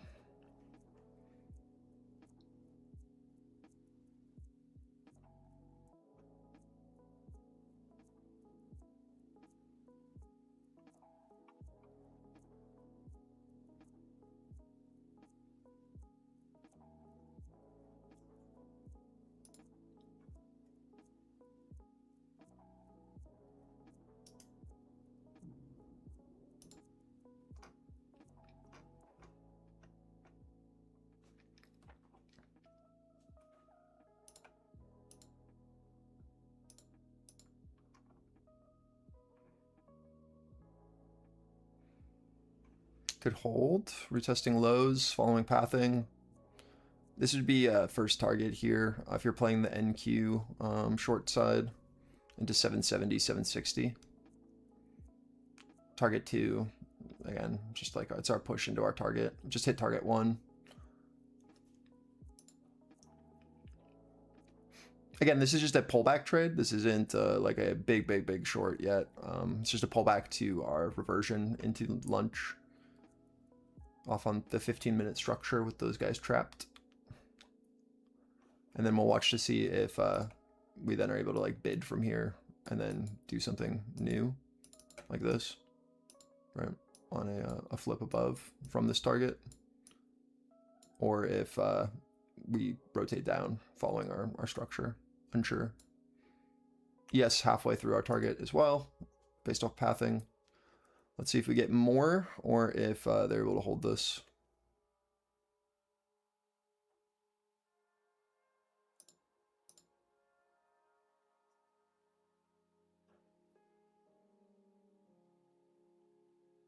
Right now, you'd be looking for the reoffer here into 780, 790 for one more leg down into 760 if it's going to do it.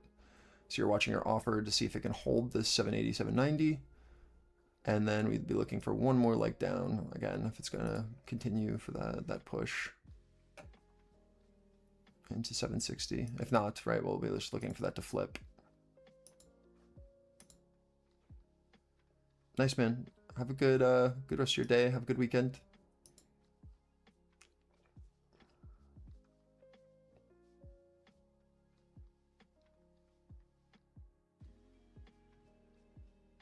That's first target there for me personally off that reoffer into 780, 790 into our 760.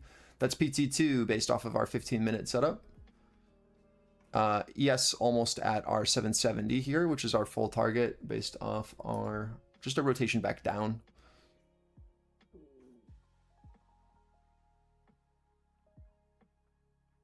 Again, this is full target based off of our setup here from a failed breakout out from previous day high into our push on NQ. ES coming down to our area of interest. We're watching now to see what we do. This is where we're expecting. Again, this is the expectation is that we'll reoffer this area for another trade on NQ if this is going to hold as resistance on 760 to 800. So this is a good first push down. We should expect a bit of a retest, though, of this zone if we're going to be following our pathing. So watch as we come down into 730 for your next target, and then we'll look for the retest of our 770s, 800 area for the next leg off of a rejection, or sorry, a relief bounce here. Does that make sense? Right, so as we come into this, we're watching to see if we then are able to then hold our edge as resistance, and then we can then look for the rotation down through this pathing if we're going to get it. And we would love for ES to also be doing this move on the look back in, because remember, we're just at our support here. So this is going to be a short-term support, right, as we just said, on ES and on NQ, because this is ES support as well as NQ into our area of interest. So let's watch to see what they do. And then we'll look for a bit of relief. This is target 2 on NQ. Move your stops down, and then be prepared for a potential relief bounce. It might not happen, but it's pretty likely to happen here. We'll see what they do as we push down into this. If we don't get the relief bounce, we're just looking for a rotation straight through value to the other side, following our pathing. I have 1 NQ left here from 770.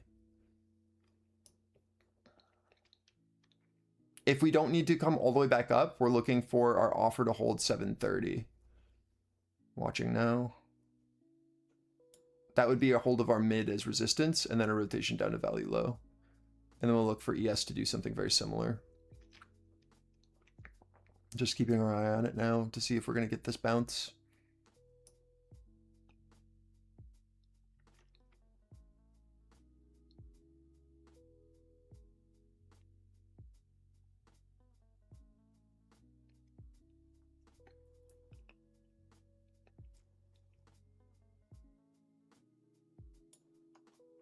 Still in my 1 short contract here. I really expect bids to be here on ES. This is like a really big deal. NQ leading us down though. I'm going to... I think we get a bounce here. I'm just moving my stop down a bit more aggressively because I think the bounces occur here. And then we look for a reoffer of 740, 730 on NQ.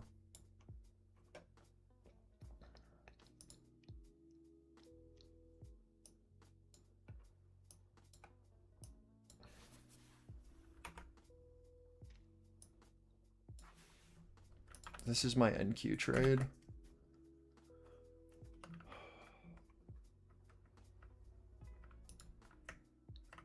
Following our understanding on the flip there. Just playing the rotation down off that failure at POC and then playing it down to 680. And now watching to see if we get this bounce here and then looking for some sort of reoffer. With ES also here at our area of interest. I'm expecting ES to retest this 68 and then offer here into this like 66 to 70 area, right? Like this. This is our idea. ES will retest and then we'll look for the rotation through value.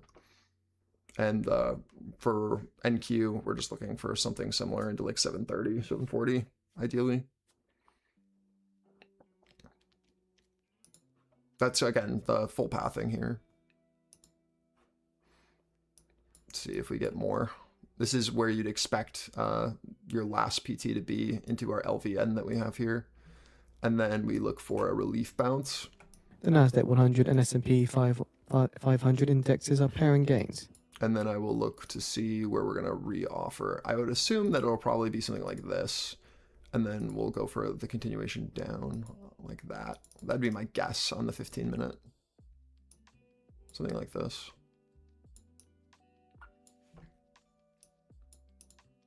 We have 50 seconds until the new 15s. So we'll watch to see what we do here. So I think the next short is probably going to be somewhere in here, would be my guess. If it's going to happen. Or maybe the flip of this. I think that's probably your next opportunity.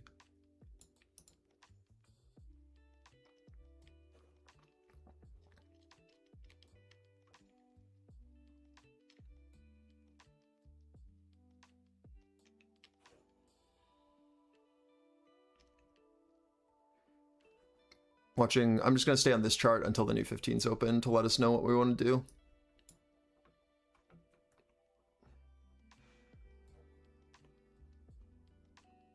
According to Arab News, a spokesperson of the Iraqi Armed Forces says Saudi Arabia has not yet provided any evidence or proof to support its claim regarding attacks on Iraqi territory. I would need us to flip below 680 and offer for me to look for a short continuation, or I still expect this low to hold. And then we're looking for just a bid over 720 for rotations back up to 780. Watching to see if sell side can actually do it. A little bit of a trapped buy into our high. We want to see a re-offer here and then a continuation down from this low. You can take like a little initial entry, but you want to see this now sustain on this look below and hold that value structure for that continuation down. Watching to see if we can do it. This is incredibly important if we're going to get this next leg.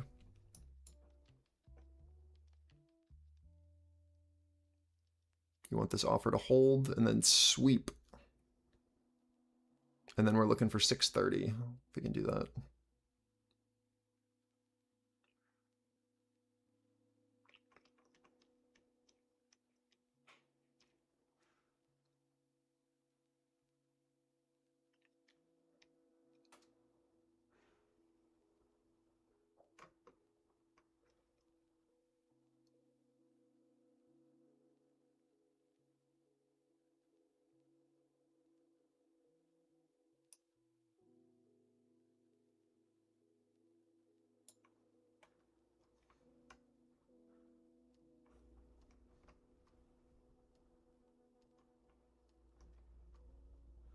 According to Axios, OpenAI slows the release of Astra model on cyber capabilities.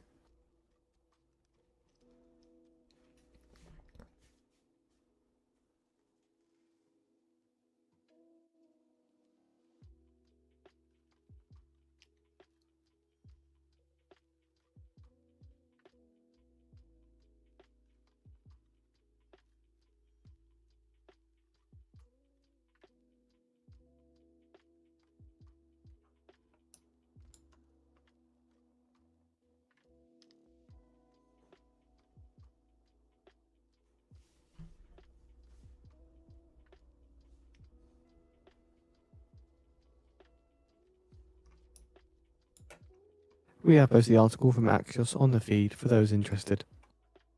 For ES, you really need to see this 760, 765 area continue to maintain and absorb. If they can do that, then you have one more leg down into 750.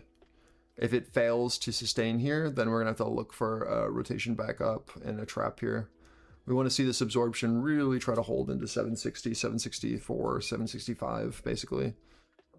If that can't happen, right, then we'll have to wait for this to fully fill out. It just is what it is. You can see like we're just trapping into this low. This reoffer has to be very clear. And then we get the rotation down for the last leg if it's going to happen.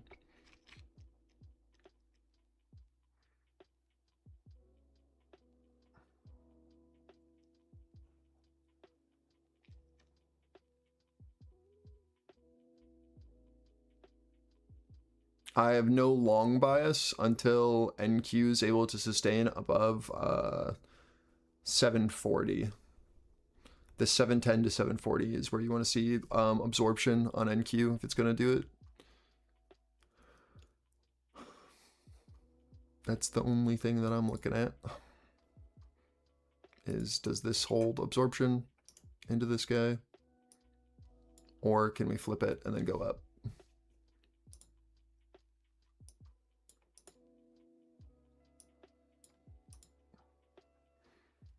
Next leg gets a push on acceptance back below this. For ES again, this area is really where you want to see absorption maintain. It's just into this guy. And then get back below.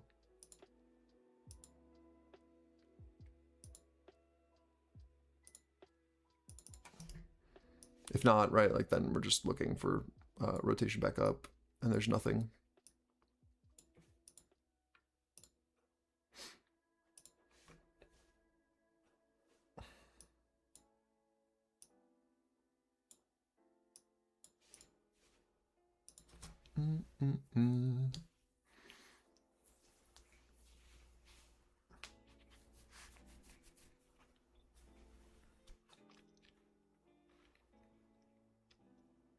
This is our VWAP test on both. Again, watching to see if sell side reloads here now that we're back to our VWAP. On the other side is resistance. We would need to trap here and then get back inside value. And I want to see us then hold below value of this candle. Do you see that these white lines represent value? So if we are able to sustain above, then that's bullish for me. If this traps into this 40, like we suspect, and then is able to rotate back below value, then that is bearish, because then all of this liquidity is trapped into this high. So this is an incredibly important area to let us know if we're getting another leg down or not.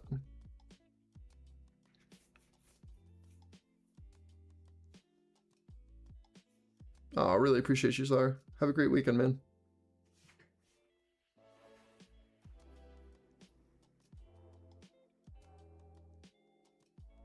Again, this is either where we trap, where we're looking for a look back in off of a failure to sustain above our previous POC, or a very clear shift, and then we'll get a right side of V on the next opening of the new 15. So we have another 9 minutes to let us know if this is going to be a good upside rotation or not. Right, we either trap here, or we then open on new 15s above this after reclaiming the sell side POC to the downside. And then we then can start to look for rotations back up. I don't know which way this is going to play out yet. We don't have enough information. All we know is that these guys got trapped into the lows. So I want to see if the buy side now gets exhausted into the highs, and then sell side then is able to then take advantage on the next attempt on the downside. That would give us a really solid entry.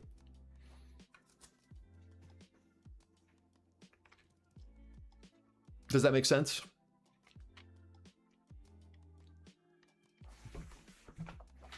Right, we haven't established a clear right side of V yet. All we've done is bounce, and now we're looking to see if buy side gets exhausted above the previous high or not. If they get exhausted, then we rotate back through, then we look for the reoffer, and then we look for continuation down. If they fail here, or sorry, if they succeed here, then we are looking for a very clear higher low where we, are able to defend this 710, 740 area, and then we look for rotations back up to 800 on NQ. And it would be the same thing on ES, where it's like, okay, we were able to establish above, we were able to hold this, then we look for rotations back up to value high up at 78 on ES. But we don't have that confirmation yet. All we know is that the bid was able to absorb enough at the lows, and now we're looking for secondary buyers to be able to continue that absorption action, right, and do something with it. If they fail to do something with it, then we have an exhaustive bid, and then we'll see sell side then take advantage, and then these guys at the highs will be actually offsides instead.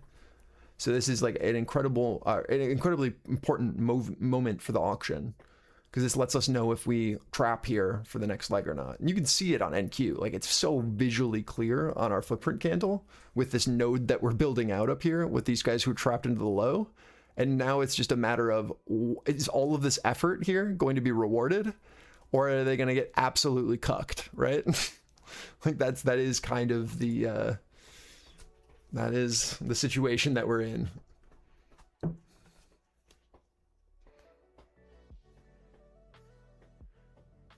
OpenAI say Astra indicates significant advancements.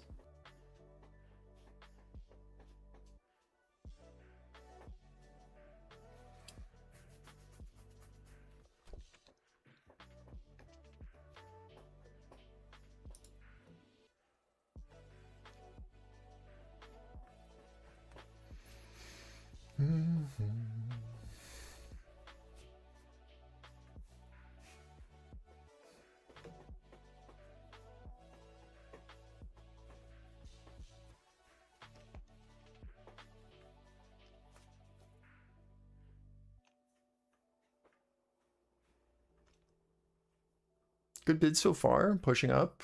See if we can continue to sustain it.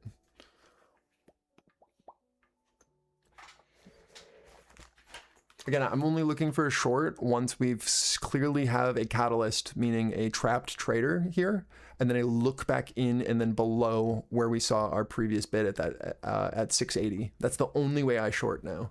Or we should expect a full rotation back up to value high, and then that's where you can look for a short. Is that our value high edge?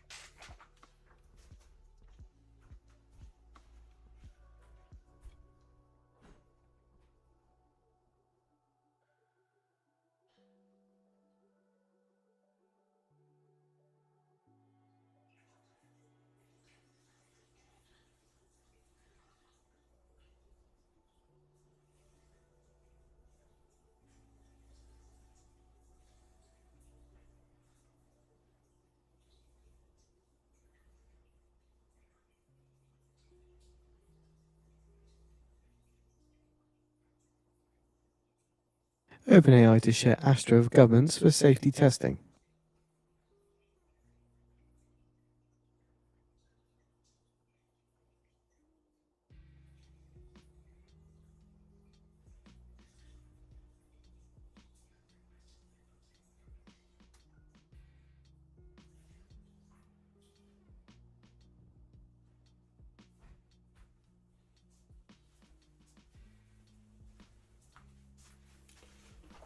Okay.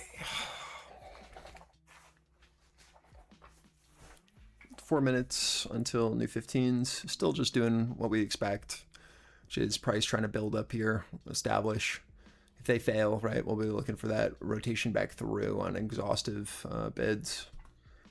We should just be watching them try to stair step us back up through our value edge.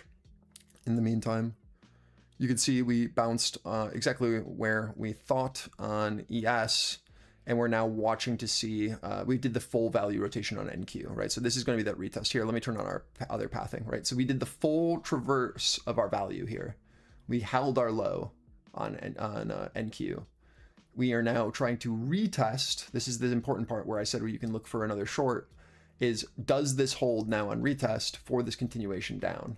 Because if so, then this liquidity above is off sides, right? That's the important bit for our next rotation, which will happen in probably 4 minutes, 3 minutes now on the new 15.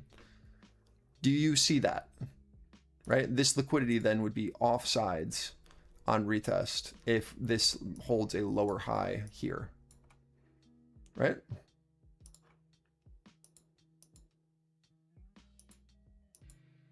Because that would be then us maintaining our edge, and then we'd be then looking for this to then take out lows for the next leg, right? Because we just did the full rotation of our balance.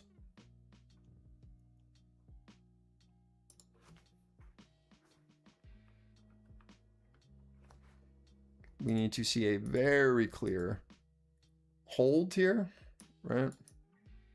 And then look above like that for upside, or this will be where that offer steps back in and then rotates us back down.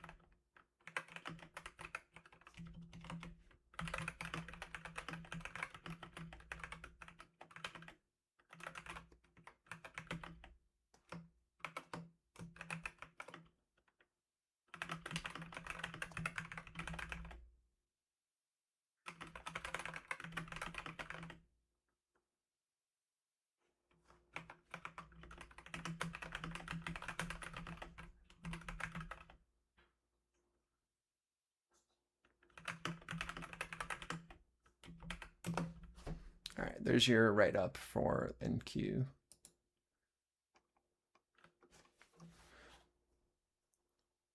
So I just said full traverse of our NQ value, now retesting our edge. Bears want to defend this to keep the liquidity above the offside, circled in red. If we can keep them offsides, we look for PT1 back to our value low, right, which is here, 670. And then a breach and hold below value for full gap fill, which would be a push down here into our 540, 520 area, and then down into our full zone control. So very important area as we come in to retest this. If this holds, right, we get a slight pullback only from our 560, 800 area here. And then we're able to maintain 530, let's say, and then look above. That is incredibly bullish. If we don't even need to do a pullback from here and this seller just steps out of the way, and then we rotate over 800s and bid, that's also incredibly bullish for this rotation up, right? So if we can get back above our value high from a hold of VWAP POC high or low, we can then look for a rotation back to 850 and then acceptance above for new highs, right? So we now have a plan. Either a failure to establish back above and get back to these. According to Prime Minister's office statement, Iraqi Prime Minister sees Saudi General Intelligence Chief and discuss coordination of regional security developments. These buyers that are up here, right? Or we find acceptance back in, and then we look for this rebid here on this balance rotation then through accepting back into this range, right? So they'll look back above 800s, rotation 850. So it's just a matter of do sell side hold us here for rotations down, or can we accept back in and then traverse the range from our upper distribution? ES is a little more muddy. Value shifted a bit. We held our 760, which was great. That's exactly where we wanted to. That's POC. But value high has actually shifted up here. So this zone isn't great anymore. Value high sits at 778 on ES. I'm gonna turn this on. You can see that. So what we're actually doing right now on ES makes sense. We bounced POC. We're now retesting our value edge. So it's the same thing on NQ, except this is just like, I've got to actually delete our pathing on NQ because the value has shifted. So it's kind of a lie. We're watching for the same thing though, which is, can we accept back in, or is this just going to be a rotation to value high and then failure? And furthermore, from the Prime Minister's office, Iraqi Prime Minister says Iraq will not allow its territory to be used for actions targeting other countries. Okay, so let me draw this now on ES so that you have reference on both.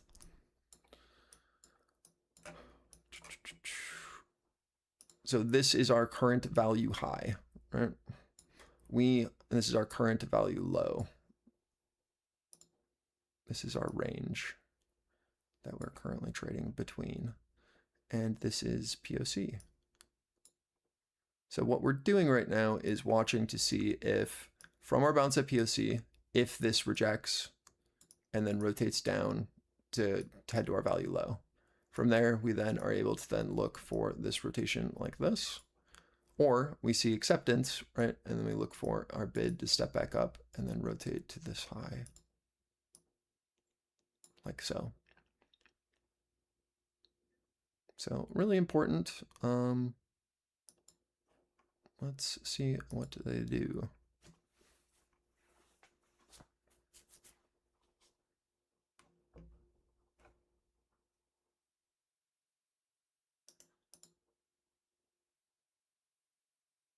So according to ABC News, Trump moving forward with an attempt to fire Fed's cook after Supreme Court setback.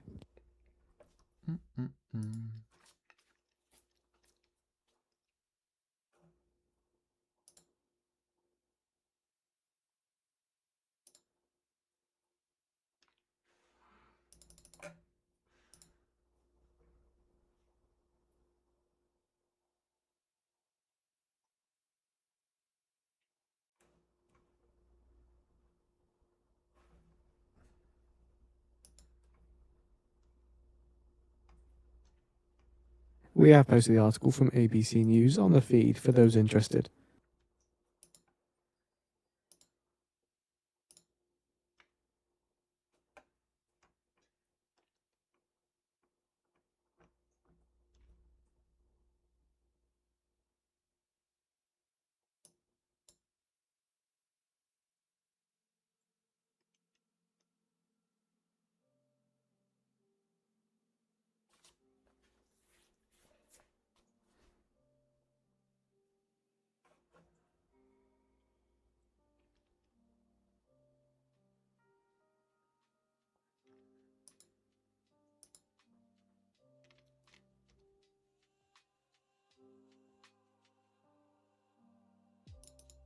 So in 10 minutes time, we're expecting US Baker Hughes oil rig count prior 451, total rig count prior 588.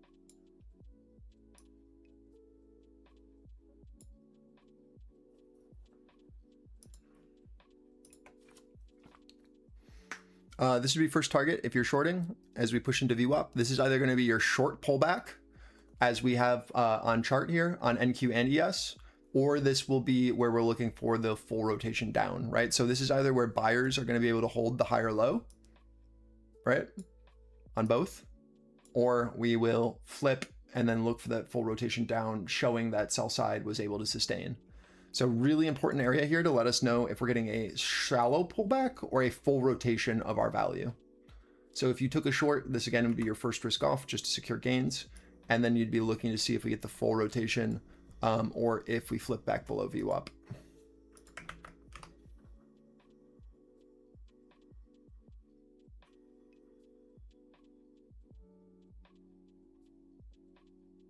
Oh shit, I should put the same coloring.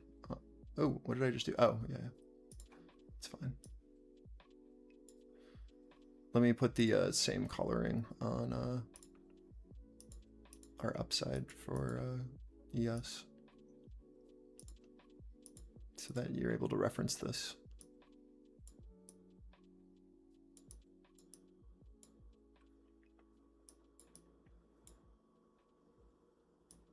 Right, just like this is all we're watching for. Shallow pullback, great upside potential. Full pullback would be a flip of our VWAP, right? And that gives you your downside.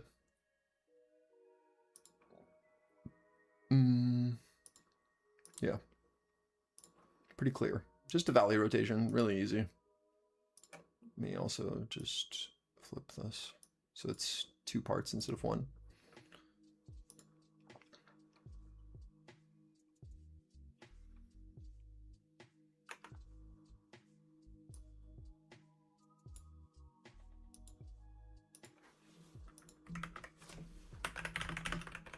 In 5 minutes time, expecting the US Baker Hughes oil rig count prior 451, Baker Hughes total rig count prior 588.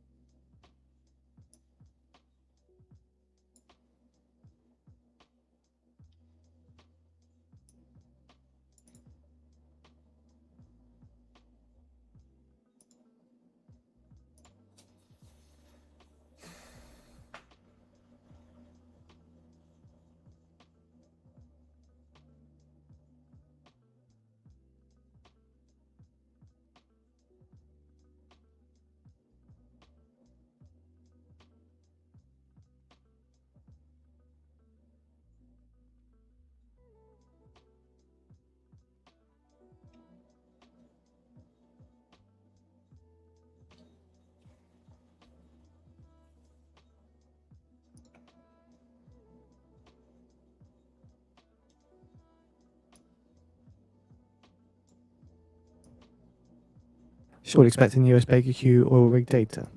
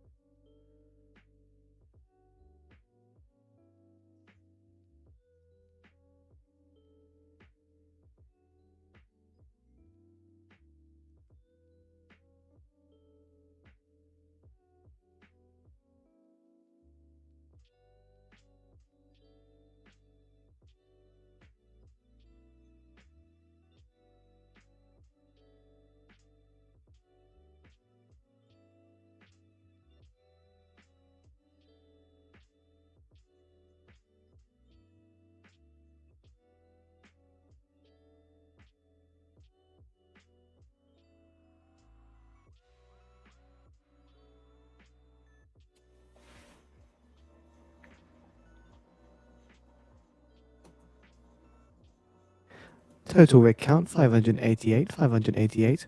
Oil rig count 454, 454.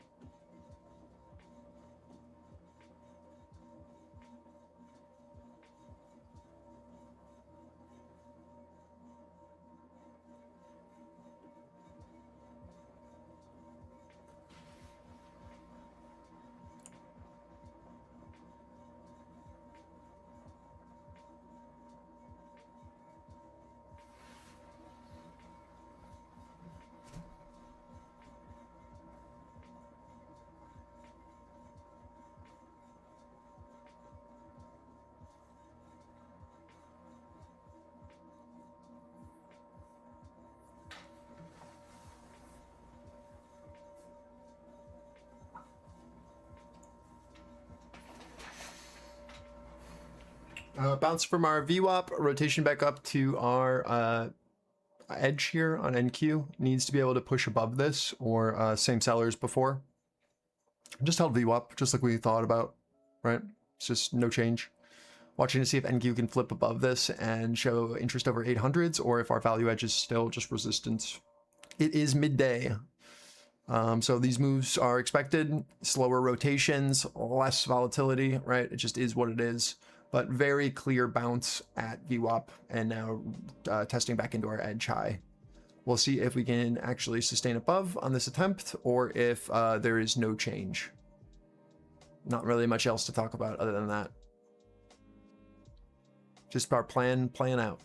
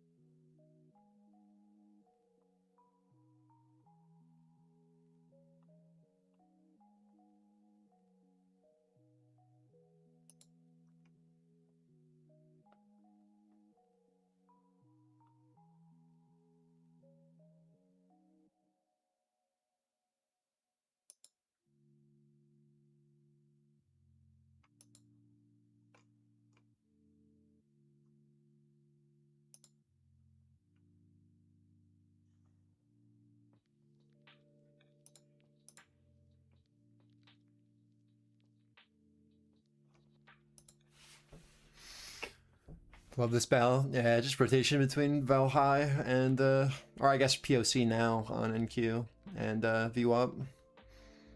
I don't know which way we're gonna go. Russell diverging, which is interesting. Not really much to do, right? Well, I don't doubt your DJ skills at all, dude. I know you're like actually talented. I was just talking about like I figured that they would hire like a full production company. That's all I meant. I know you're a great musician. Yeah, no, I just figured like people with like that kind of money don't hire like a person. They hire like a production company who has like a salaried DJ in the production company. That's all. Like if I'm a billionaire, I'm not hiring a guy, you know?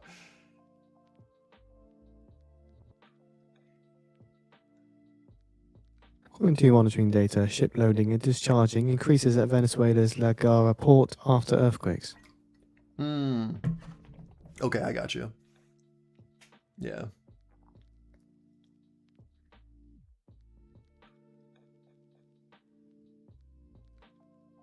Yeah, I mean, that makes sense. But that is lame.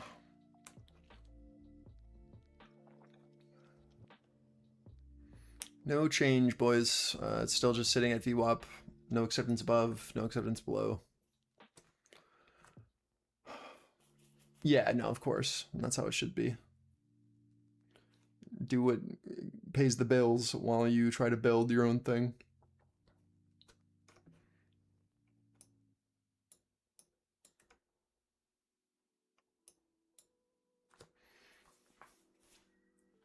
And you know, like you just need to like make sure your name gets known at like the weddings and not like the company you work for's name.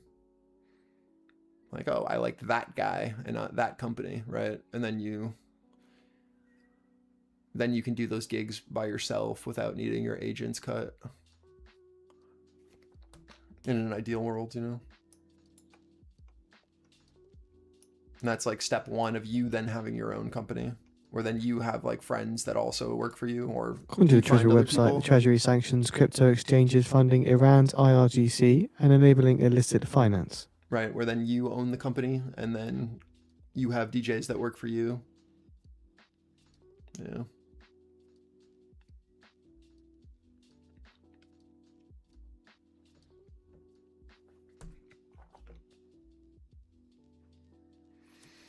Oh boy, get me out of here.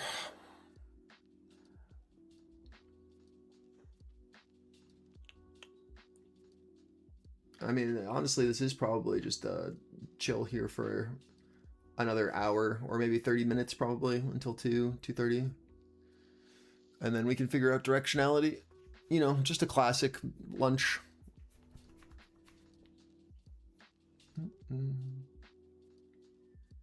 What would be the second standard deviation of a value area?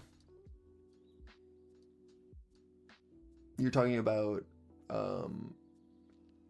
for the value? So you're thinking, see, this is where I'm confused, because value isn't always, you know, a D distribution, right? Sometimes like POC is really on an edge.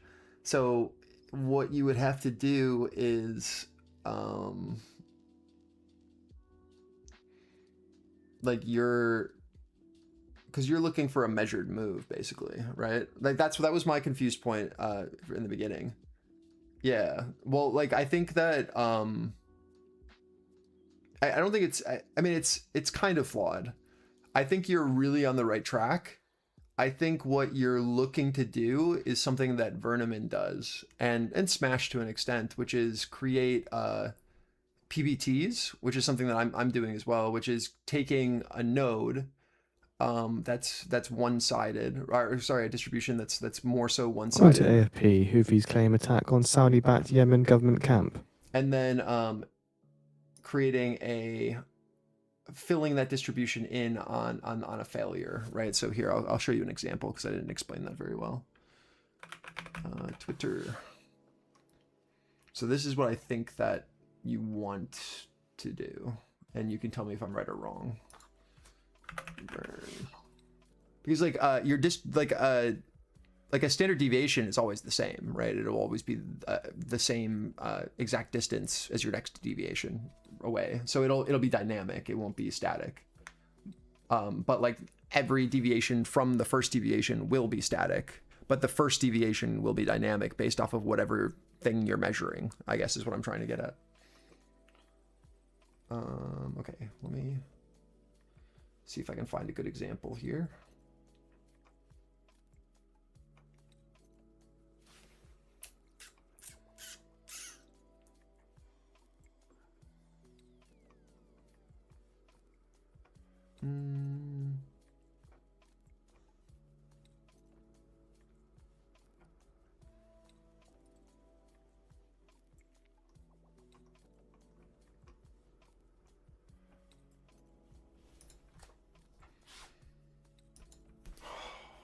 You always can't find it when you're looking for it. Okay.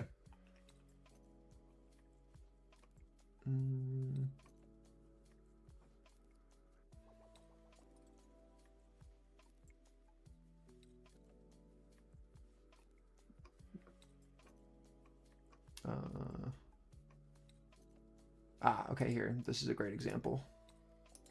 So this is how Vern does it. And I think that this is incredibly, I think this is super cool, right? So he takes the excess outside of the distribution, right? Outside of that value when it's on a, and then he carries that onto the other side when we have like a very clear edge like that. And then that becomes the target once we get back into value and continue to hold, right? Like that's where price is most likely going to go, right? Like, so that's kind of how he does it in a very similar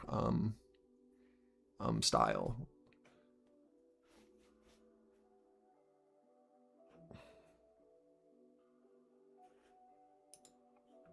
He's drawing it based off of the value high to ATH, right? So it's that excess that's outside of that distribution on the other side. So his entire idea is that if we fail to hold the value high, right, and create that single-sided distribution, that it will then correct itself and become a D distribution, right? So it corrects itself and creates the 70% D distribution that you're trying to create, right? So a market is balanced. It is self-correcting and self-fulfilling, right? So if it actually is what's it called, fair, right, it's going to correct itself in those kind of auctions, and those become targets, right, where a distribution is fat-tailed, right? When we come back down, we will fix that auction. So like if we fail an auction like that, we would then rotate to the other side, and then those become measured move targets based off of a need to correct. For people who are on Discord and that are just in let me just see if I can find. Here, I just paste it. It is what it is. So like this is what I'm referring to. Oops, god damn it. I didn't mean to move that. Right, so like he's taking a measured move based off of this node up here. He's then looking for a node down here because then it would create an equalized distribution across the whole thing. Because we failed to accept outside of value. And now we're holding the mid, and now we'd be looking for that as our target of where we would go to complete the D distribution.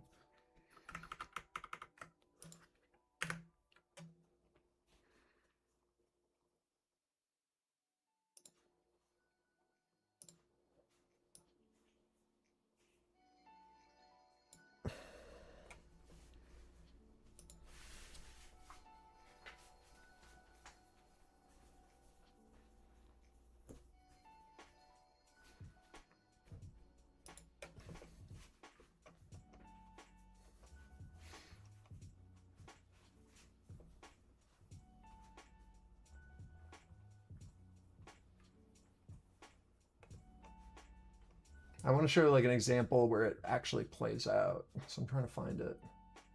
So like here's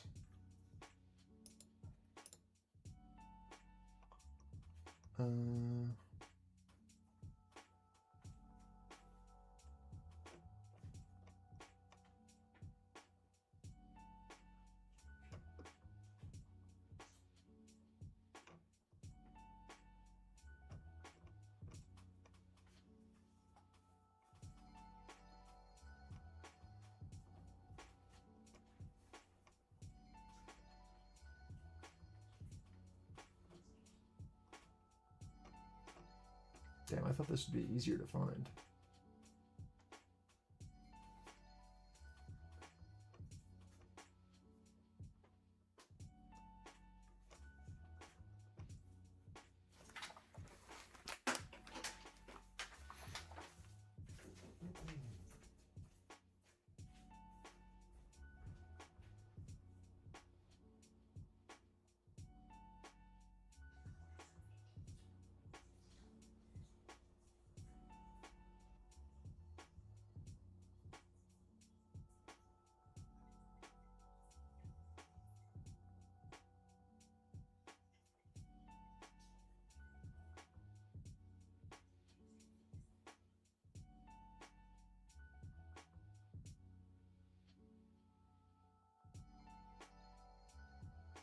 US announced action taken against networks aiding Iran's Rabah banking.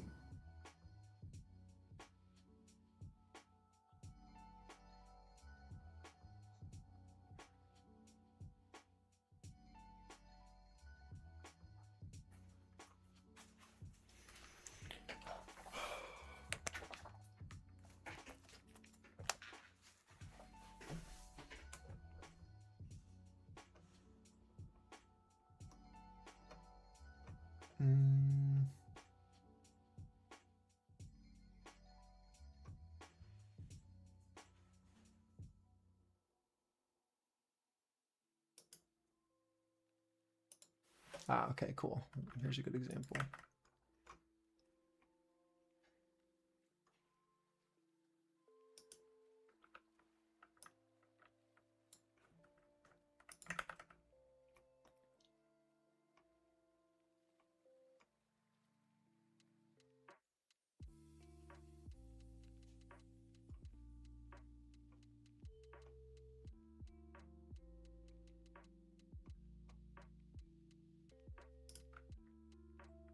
So you can see it play out over a couple trading days.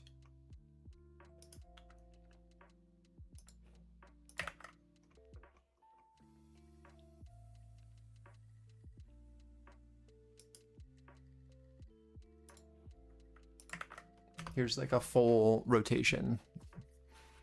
So you can see like that imbalance getting played out and how he comes up with that as a measured move.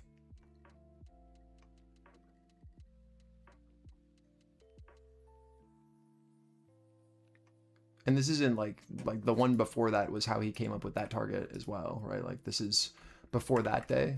He then was repairing this imbalance based off of that same idea, right? That's how we got to like that 600. And then from that 600, it then went to the next push. It's kind of cool. I think that that's probably the best way to do it. I can't really think of another way you would go about it other than you could maybe try doing like standard deviations on developing value with some sort of smoother on it. And then you could do like developing POC, developing value, and then you could do like deviations away. But I don't know if that like actually like has edge to it or like would be useful. I have no clue.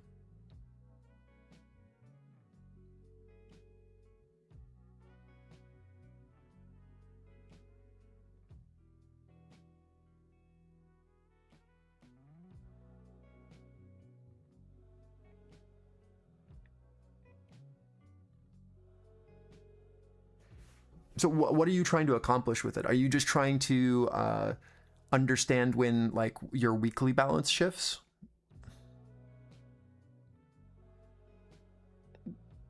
right? Like you've got your like day trading balance, and then you'd have like a weekly balance edges.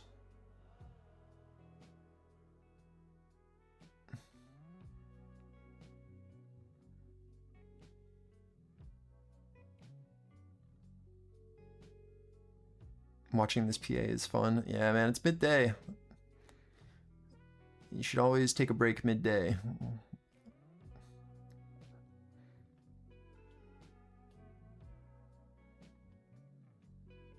Okay, yeah, so like to me that would still be daily value. So like the way that like my system works is I have 3 different I guess like wrappers, or you could call them bands. And they all are doing different things, right? So you have a daily band, a weekly band, and a monthly band, and they are going to keep track of the balance that we're currently trading in. So what you're talking about is basically like the ability to sustain in our daily band, which tells us that we're currently balancing.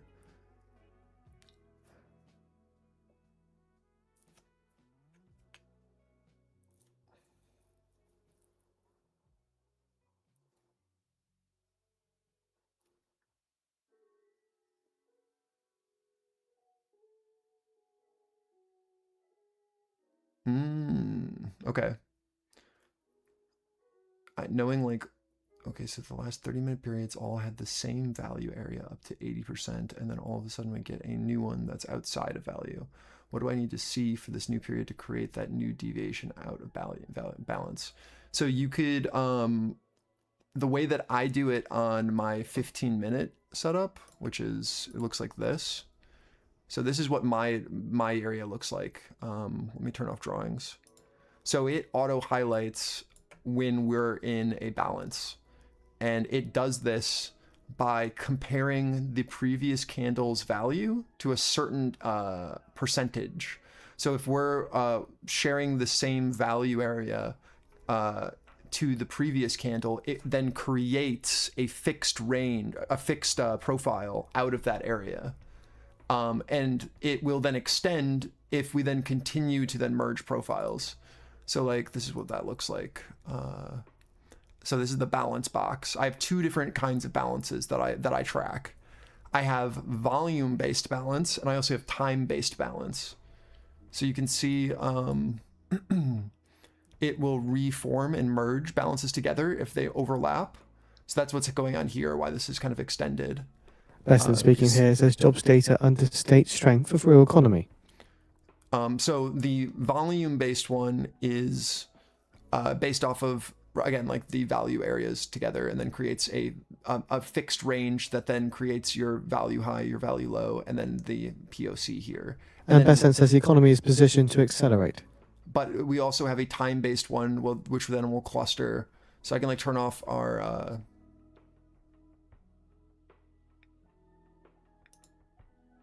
time-based one and see which one. Yeah, okay, so we're still on this. So like this will let us know to look for fades outside of value. So what we're watching for then is for price to basically get absorbed into these highs or into these lows and then rotate back through the balance that's being targeted right now. And when we actually have acceptance outside, it will look for someone who is trapped on the other end, and then look for then a clear offer or bid with a delta pressure, like with an actual delta outside of that range. So I'd be looking for something like that. Let me see if I can find an example of this actually playing out from a previous day.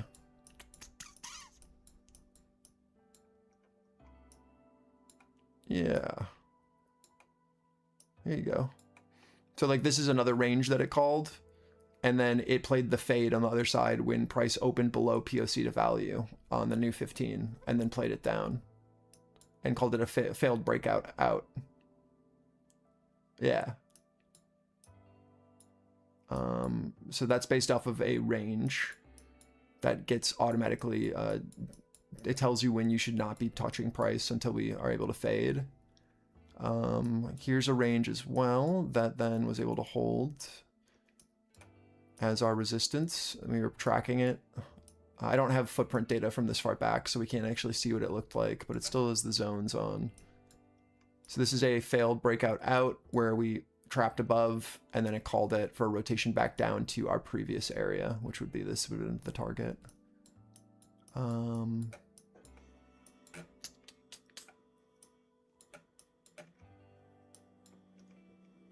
Yeah, here's another failed breakout out from the same idea. I'm playing it down.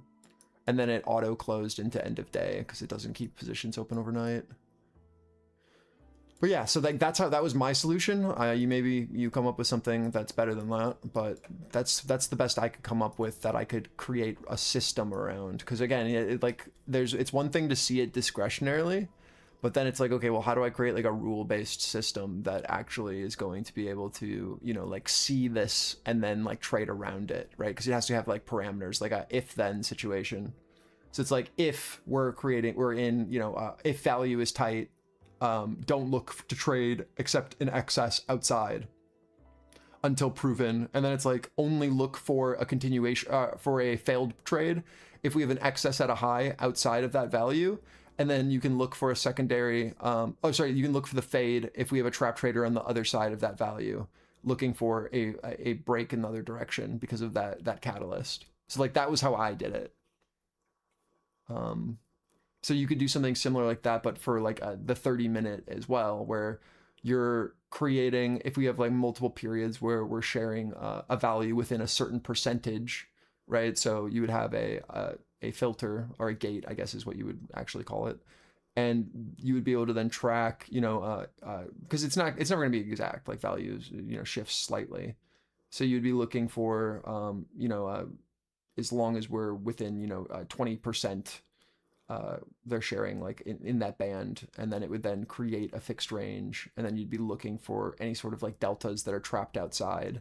And a good rule of thumb for looking for trapped deltas outside is you would then be like any deltas that are single-sided all you're looking for, the mechanical setup for your candle structure is a candle that pushes into your highs and then closes back below value of that candle. Then net liquidity is offsides. That's your mechanical setup on price action.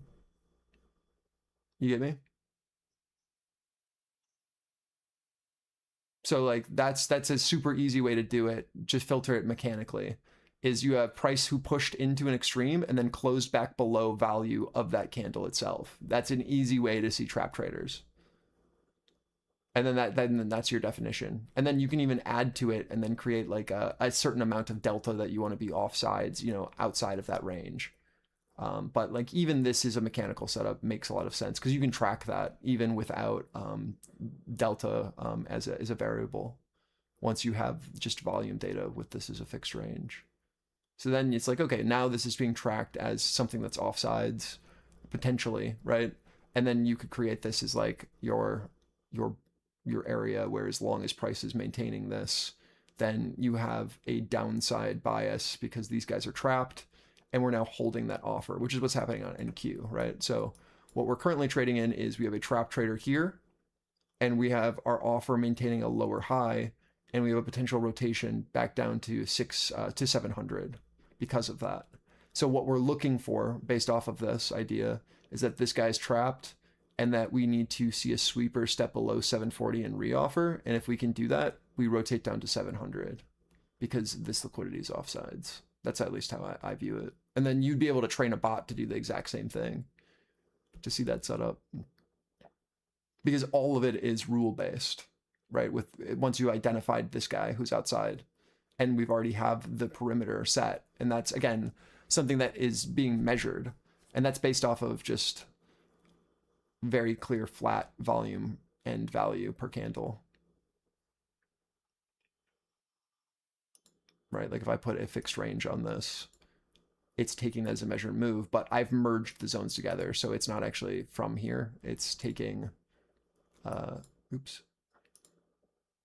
Come on, oh my God, this fucking fixed range. Let me grab this edge. All right.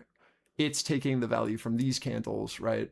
And then it's also merged this one that was here before. So it's put these two together, and then it's created a target for me based off, or an overall zone of where we would then be able to actually identify breakout, because it's merged. It's basically complete. It's made a composite fixed range profile between my two zones that were formed here. The first one was here, and then the second one was here, and they merged together. And that's a setting. Like, I could change that so that it's only doing this one if you wanted it to be tighter. But that's a bit more noise. You'd be able to change like the percentage overlap.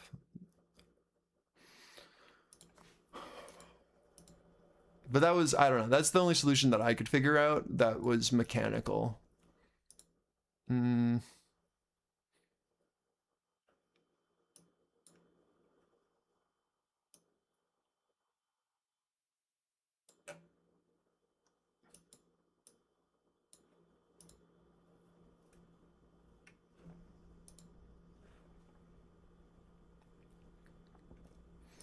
trying to think if like another one that you could do.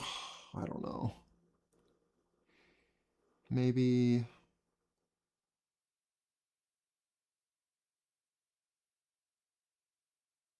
Yeah.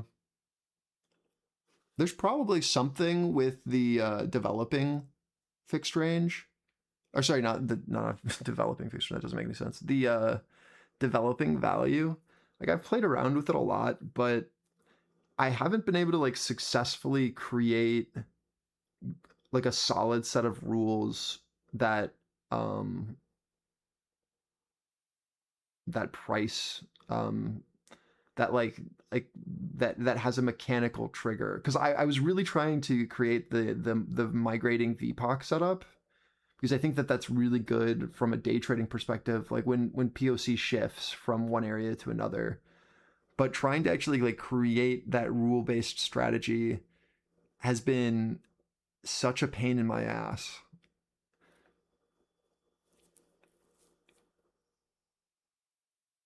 Like where POC shifts on the daily, you know what I mean?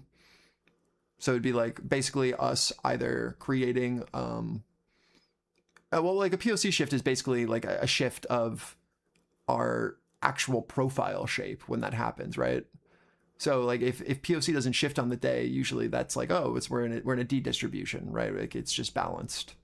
But like when POC shifts up to the highs, it's like, oh, okay, well, this is either like late buying pressure, right? Where like we've now changed into like a P profile, or it like depends where we are, of course. It could be a bunch of different things, but it could represent like FOMO, right? Like buyers getting in later after, triggering a big push up. And now we have like this new node that's developed. So now we have like two nodes, because now we have this upper distribution and we have a skinnier lower distribution. And so like POC has shifted to this high.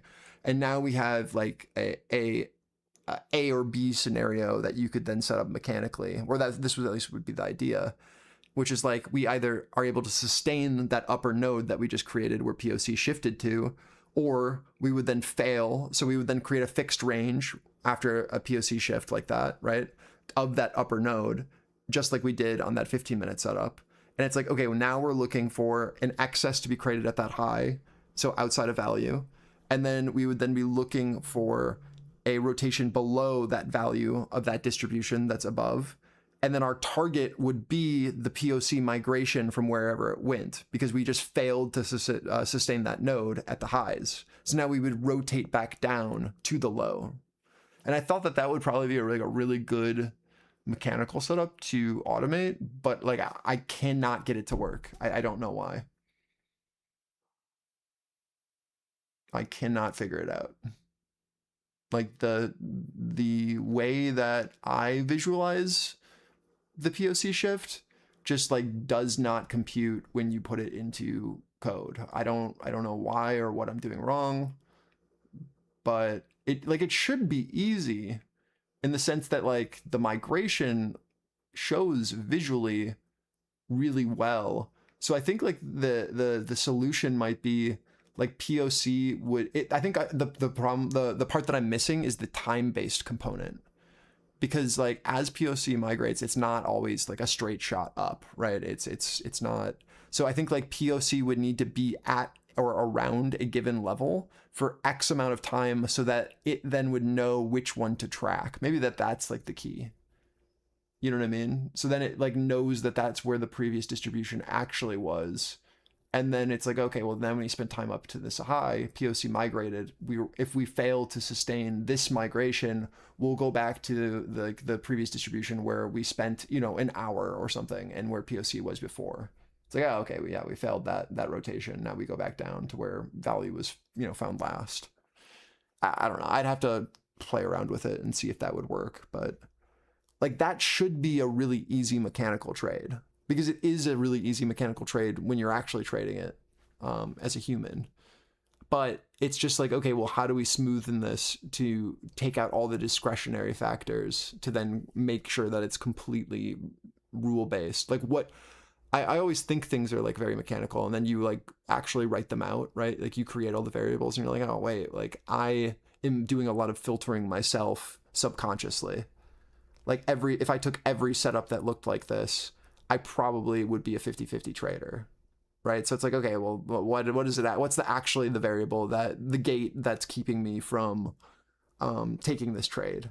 Is there something that I can like visually, that I can put into words that actually gates this correctly? Or is this actually only like a discretionary trade and I just am going to be unable to, you know, successfully program this?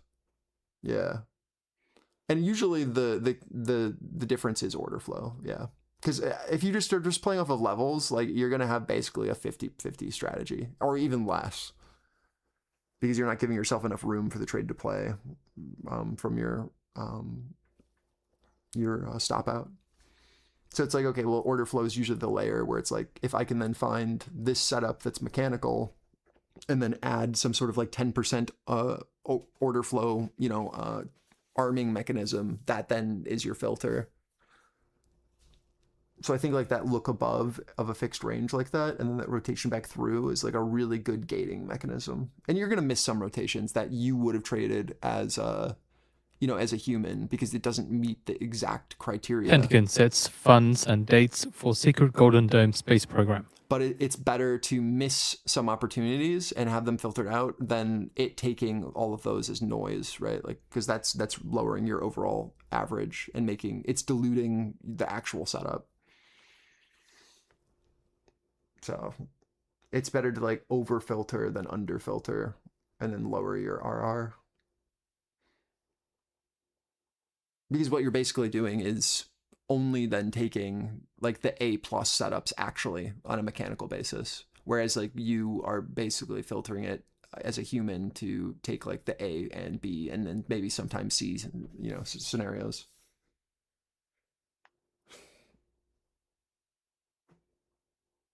I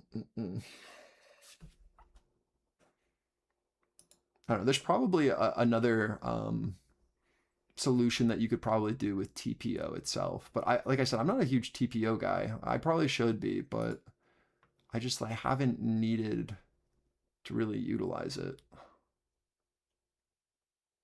as much. Like I mean, it's like I take a couple concepts from it, right? Like I take a lot of concepts from it.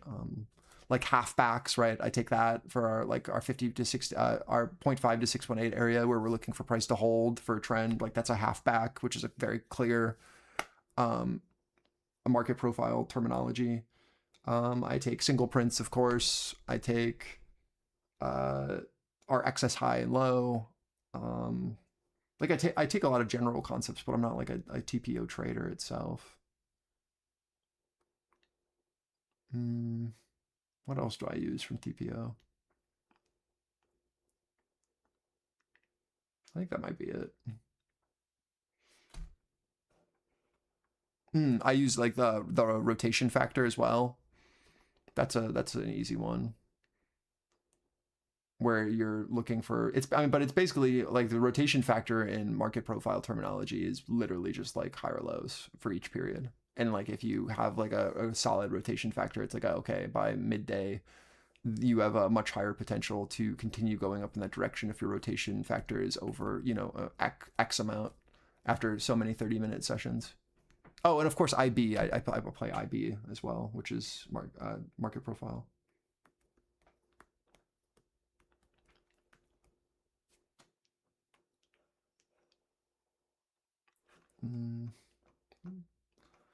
know how much longer I'm going to stay here, boys. Like, I don't know if it's worth me just like sitting here watching us trade VWAP for 2 hours.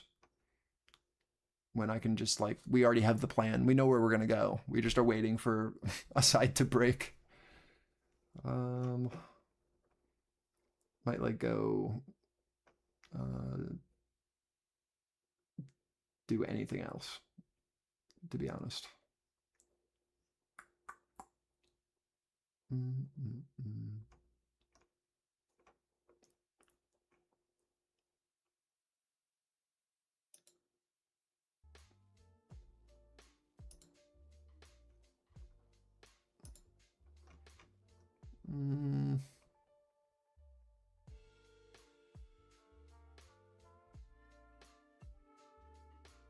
Dude, buying a laptop was so good for me.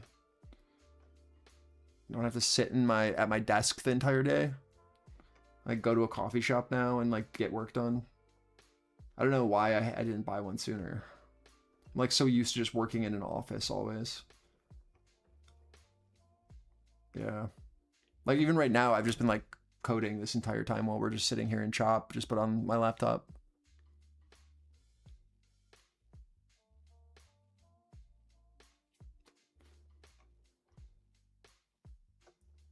But not having to like stay in my house to get work done is very nice.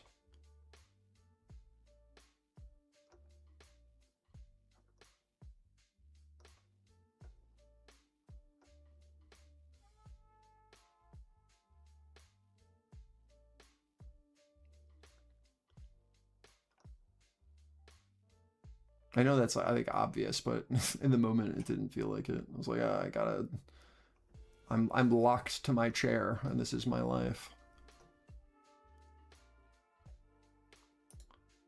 Okay.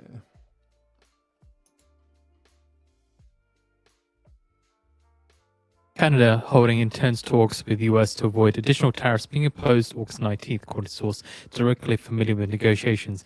Canada told US negotiators that if they can't reach an agreement by August 19th to put off the tariffs, Ottawa's ability to talk further will be constrained. Canadian side says Americans have agreed to hold daily talks until August 19th. Canada is prepared to address US complaints about alcohol sales as well as dairy and auto sectors, but in return will need Section 232 tariffs relief.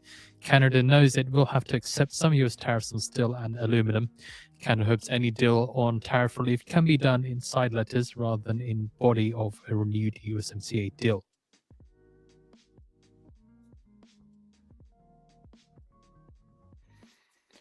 All right. Yeah, I mean, we know where we're gonna go. It's either we find acceptance back above 800s and then bid, and then we go up. Same thing with ES over 78s, right? We find acceptance over there, and then we go up, or we're wanting to rotate down to value first, and then we figure out what we want to do. Yeah. The longer we sit here, the more likely it feels like we need to come down. That's at least my understanding, right? But if we can find acceptance above, sick, right? I mean, we can then go up, then we look for that secondary ring, right? But until then, you're just waiting for someone to be offsides, get caught, and then we'll do the value rotation. It's midday, boys. Like, it is what it is. This is, if you make your money in the morning, then you most likely want to leave so that you don't get chopped up midday, or you want to step away, you know, from 12 to 2 and then come back from 2 to 4 if you're an afternoon trader.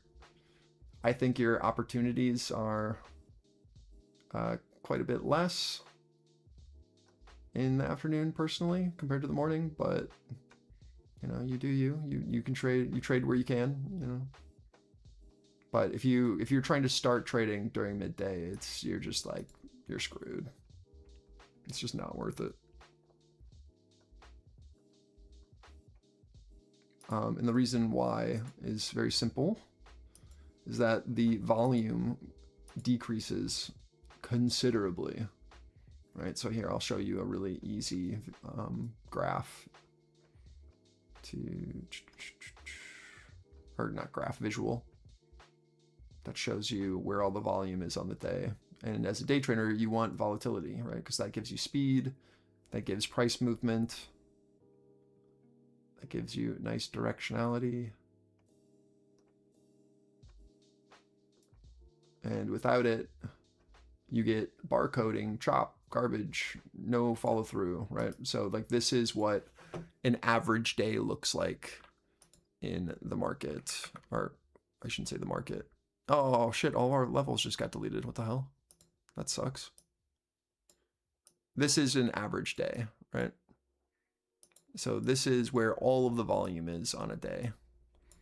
We get a lot of volume incoming in the morning from rebalancing, right? From the day before, from funds who have to rebalance portfolios who couldn't do it overnight because it is very illiquid. So we get lots of incoming volume for new positioning that's coming on in the morning up until IB close, right? And then you get a little bit of volume after IB into EU close, which is here. And then after EU close, the market is dead until 2. And then your first little bit of volume comes in, and this is bonds closing here. And then this is MOC. So you get some volatility into bond close, and that is your next little bit of extreme volume. But there is literally nothing happening midday from 11:30 to 2. It is just dead.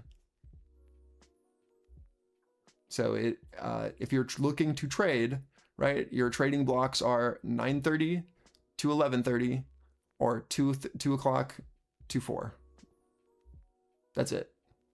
Everything else is garbage because you don't have the catalyst that you need for price to be driven anywhere.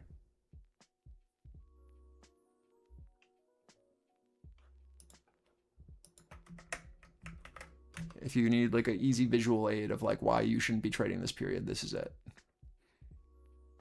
And then of course, follow the rule of if you had a good morning, go live your life.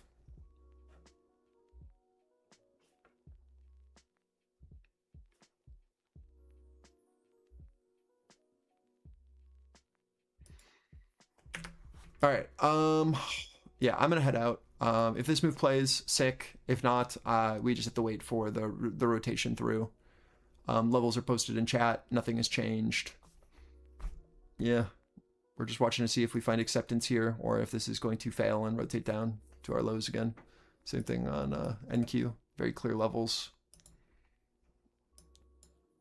Either acceptance above our ceiling, or the ceiling will continue to hold and we will rotate down to value.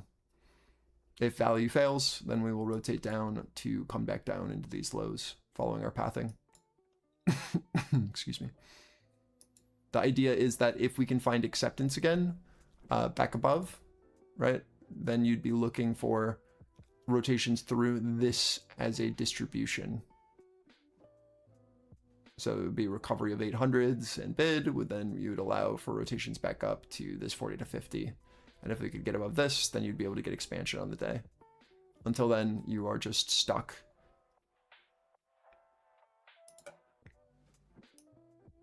And what you want to happen if you are bullish is at all costs, we want to hold the value of our previous session.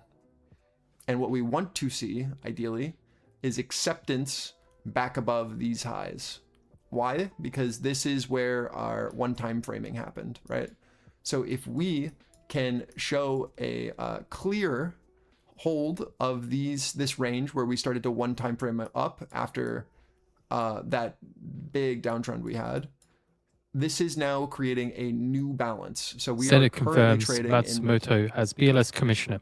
We are currently trading in a 3-day balance, right? From this to this. This is our current range that we're trading in. Do you see how we're trying to find acceptance above? And this is our 3-day balance that we're currently trading in. 1, 2, 3 sessions.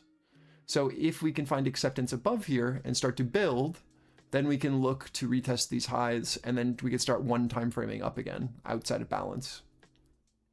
If this continues to fail, right, then we'll be rotating back down through our known balance. Also, back down Senate to this confirms POC to value Felon low. as Council of Economic Advisors chairman. That's all. Super simple. So we'll see what they do.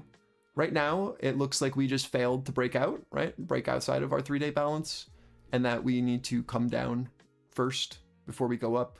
But keep in mind that that is on a very short-term time frame right now. We're still maintaining very clear higher lows since the lows that we found, right? What I mean by that is if we're not being unbiased, we have a very clear higher low being maintained right now where we opened and respected our value high from yesterday and we're able to push off of that. And we are now trying to get back in to the value of the previous day, right? Like that's what we're currently trying to defend, which is these right here. So we're seeing buy side start to shift upwards. The issue is that from our high of our 3-day balance, we failed to establish above, right? So now it's a matter of, can we maintain these higher lows after failing this? And what happens as we push back down to retest this? Can we find a buyer that then holds another higher low and then shows interest out? If we do something like this, then it's incredibly bullish for the market overall, right, on the daily. If this fails, right, this would be acceptance into our range, right, a failure to establish outside, and then we'd be looking for the previous high at that 70 level on NQ to fail, and then we would be looking for a rotation back down to our lows here. Why are we looking for these lows? Because this is the bottom of our 3-day balance, right? So we'd be looking for buyers to be found here into this area. If they can hold this, then we're still good. Acceptance below this would be bad, right? If we fail and then push below, that would be bad. Does that make sense?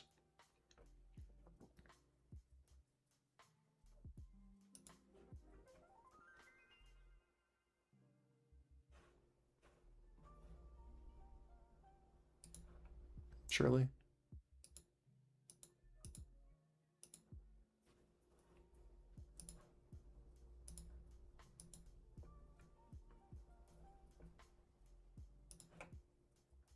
Right? Like this is just that.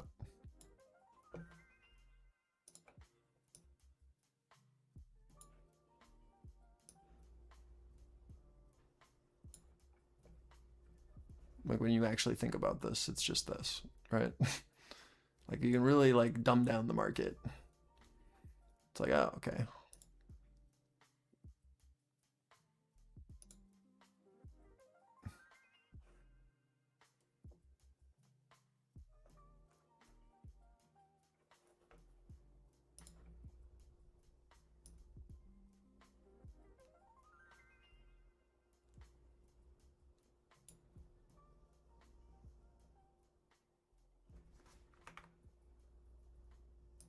Right, like this is your actual range.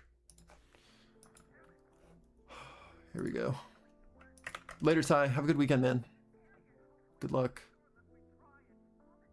So that's kind of the idea here. Actually, let me repost that, but from intraday so that it's saved and doesn't get lost.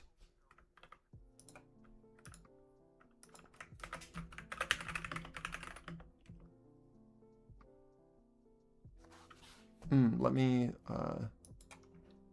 The US Army is to purchase dozens of locust counter-drone lasers. According to people familiar with the matter. Let me actually redo a piece of this, which is change the color on this guy and this guy, so that you can see where our value actually is.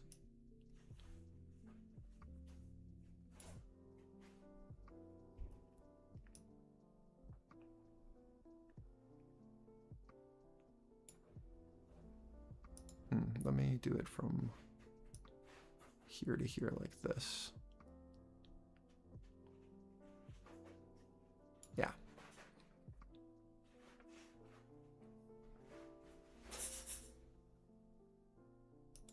Okay, and then I turn it off like that. And now you have like a pretty clear understanding of like where. So Aerovironment set to win $400 million anti-drone US Army award. At the moment, Aerovironment shares quickly jumping to session high up 8.1%.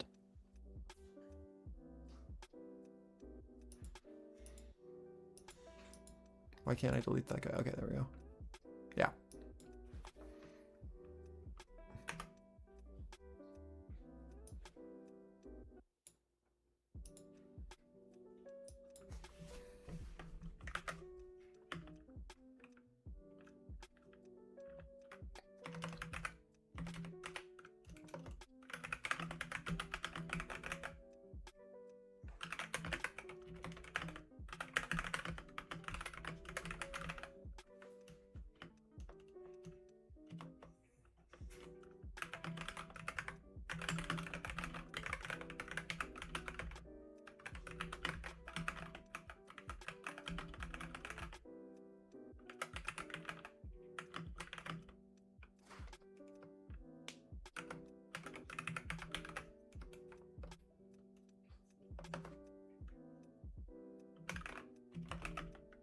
Peasant on X says we will continue to increase economic pressure, whether in dollars, reals, or crypto. Treasury will hunt down and dismantle the illicit financial networks that keep the Iranian regime afloat.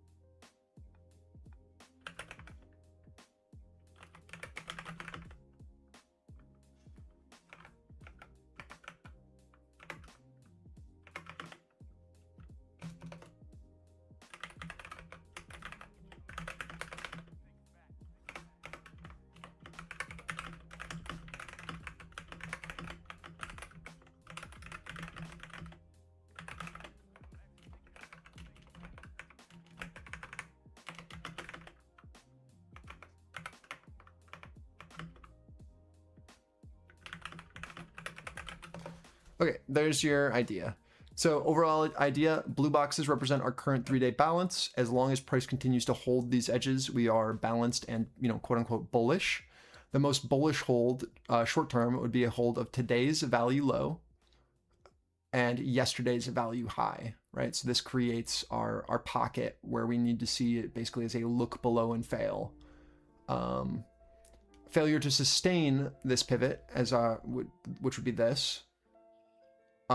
Failure to sustain a look below and fail there would open up the floor back down to 520 to 400, which was your low of your 3-day balance that we're currently trading within, right? So if that fails, that then opens up the floor to rotate back down into these lows. So we want to see a pretty clear hold here and then acceptance over this 800, and that allows for rotations up to 860 to 880. Acceptance over that would be a breach of our 3-day balance, right, above our blue box, and then it would allow for rotations back up into these highs, into 30K. That's the overall plan, right? Right now we have liquidity who's offsides outside of value, just like what happened here, right? And we are holding a lower high below, and we are watching to see what happens here. Make sense? I feel like it's pretty clear. Hopefully that makes sense to you as well.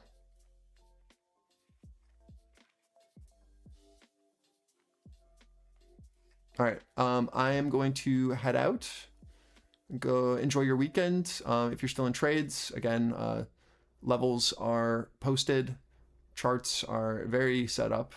You've never had more information. And yeah. Everything's good to go. Here are your levels on chart. If you've got the chart book, right? All looking good. There's your hold. There's your break below our current pivot. Looking good.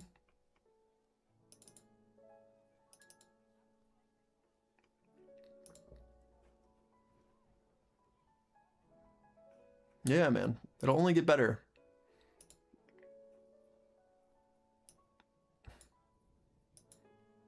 And again, like a lot of this is going to be automated soon. So you won't even, like, it should just tell you, right? You'll have these charts and you'll have the indicators on for yourself. I just need to get them out of beta and get all these bugs out of the way. I will not post anything or give you something that's like clearly broken, right? Again, like I'm spending like at least 4 hours a day right now fixing stuff and like going through and reviewing code and doing all of that. So like it's still not there, but it's very close. What I give you guys is like very catered right now. And I want to put it into, I have to like think about the people who aren't going to be in voice.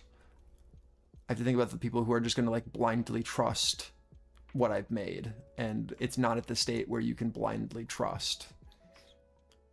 It still is like needs me to be here to curate.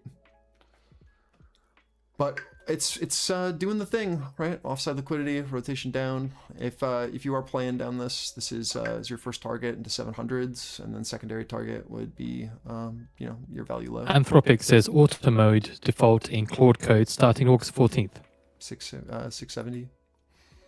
All right, we'll see. All right, peace. I'm gonna go let the dog go out. This looks good though. I'll post this chart so you guys have it, so the levels are still there if you aren't if you don't already have it, so that you don't need my stream. Okay, goodbye. Have a good weekend.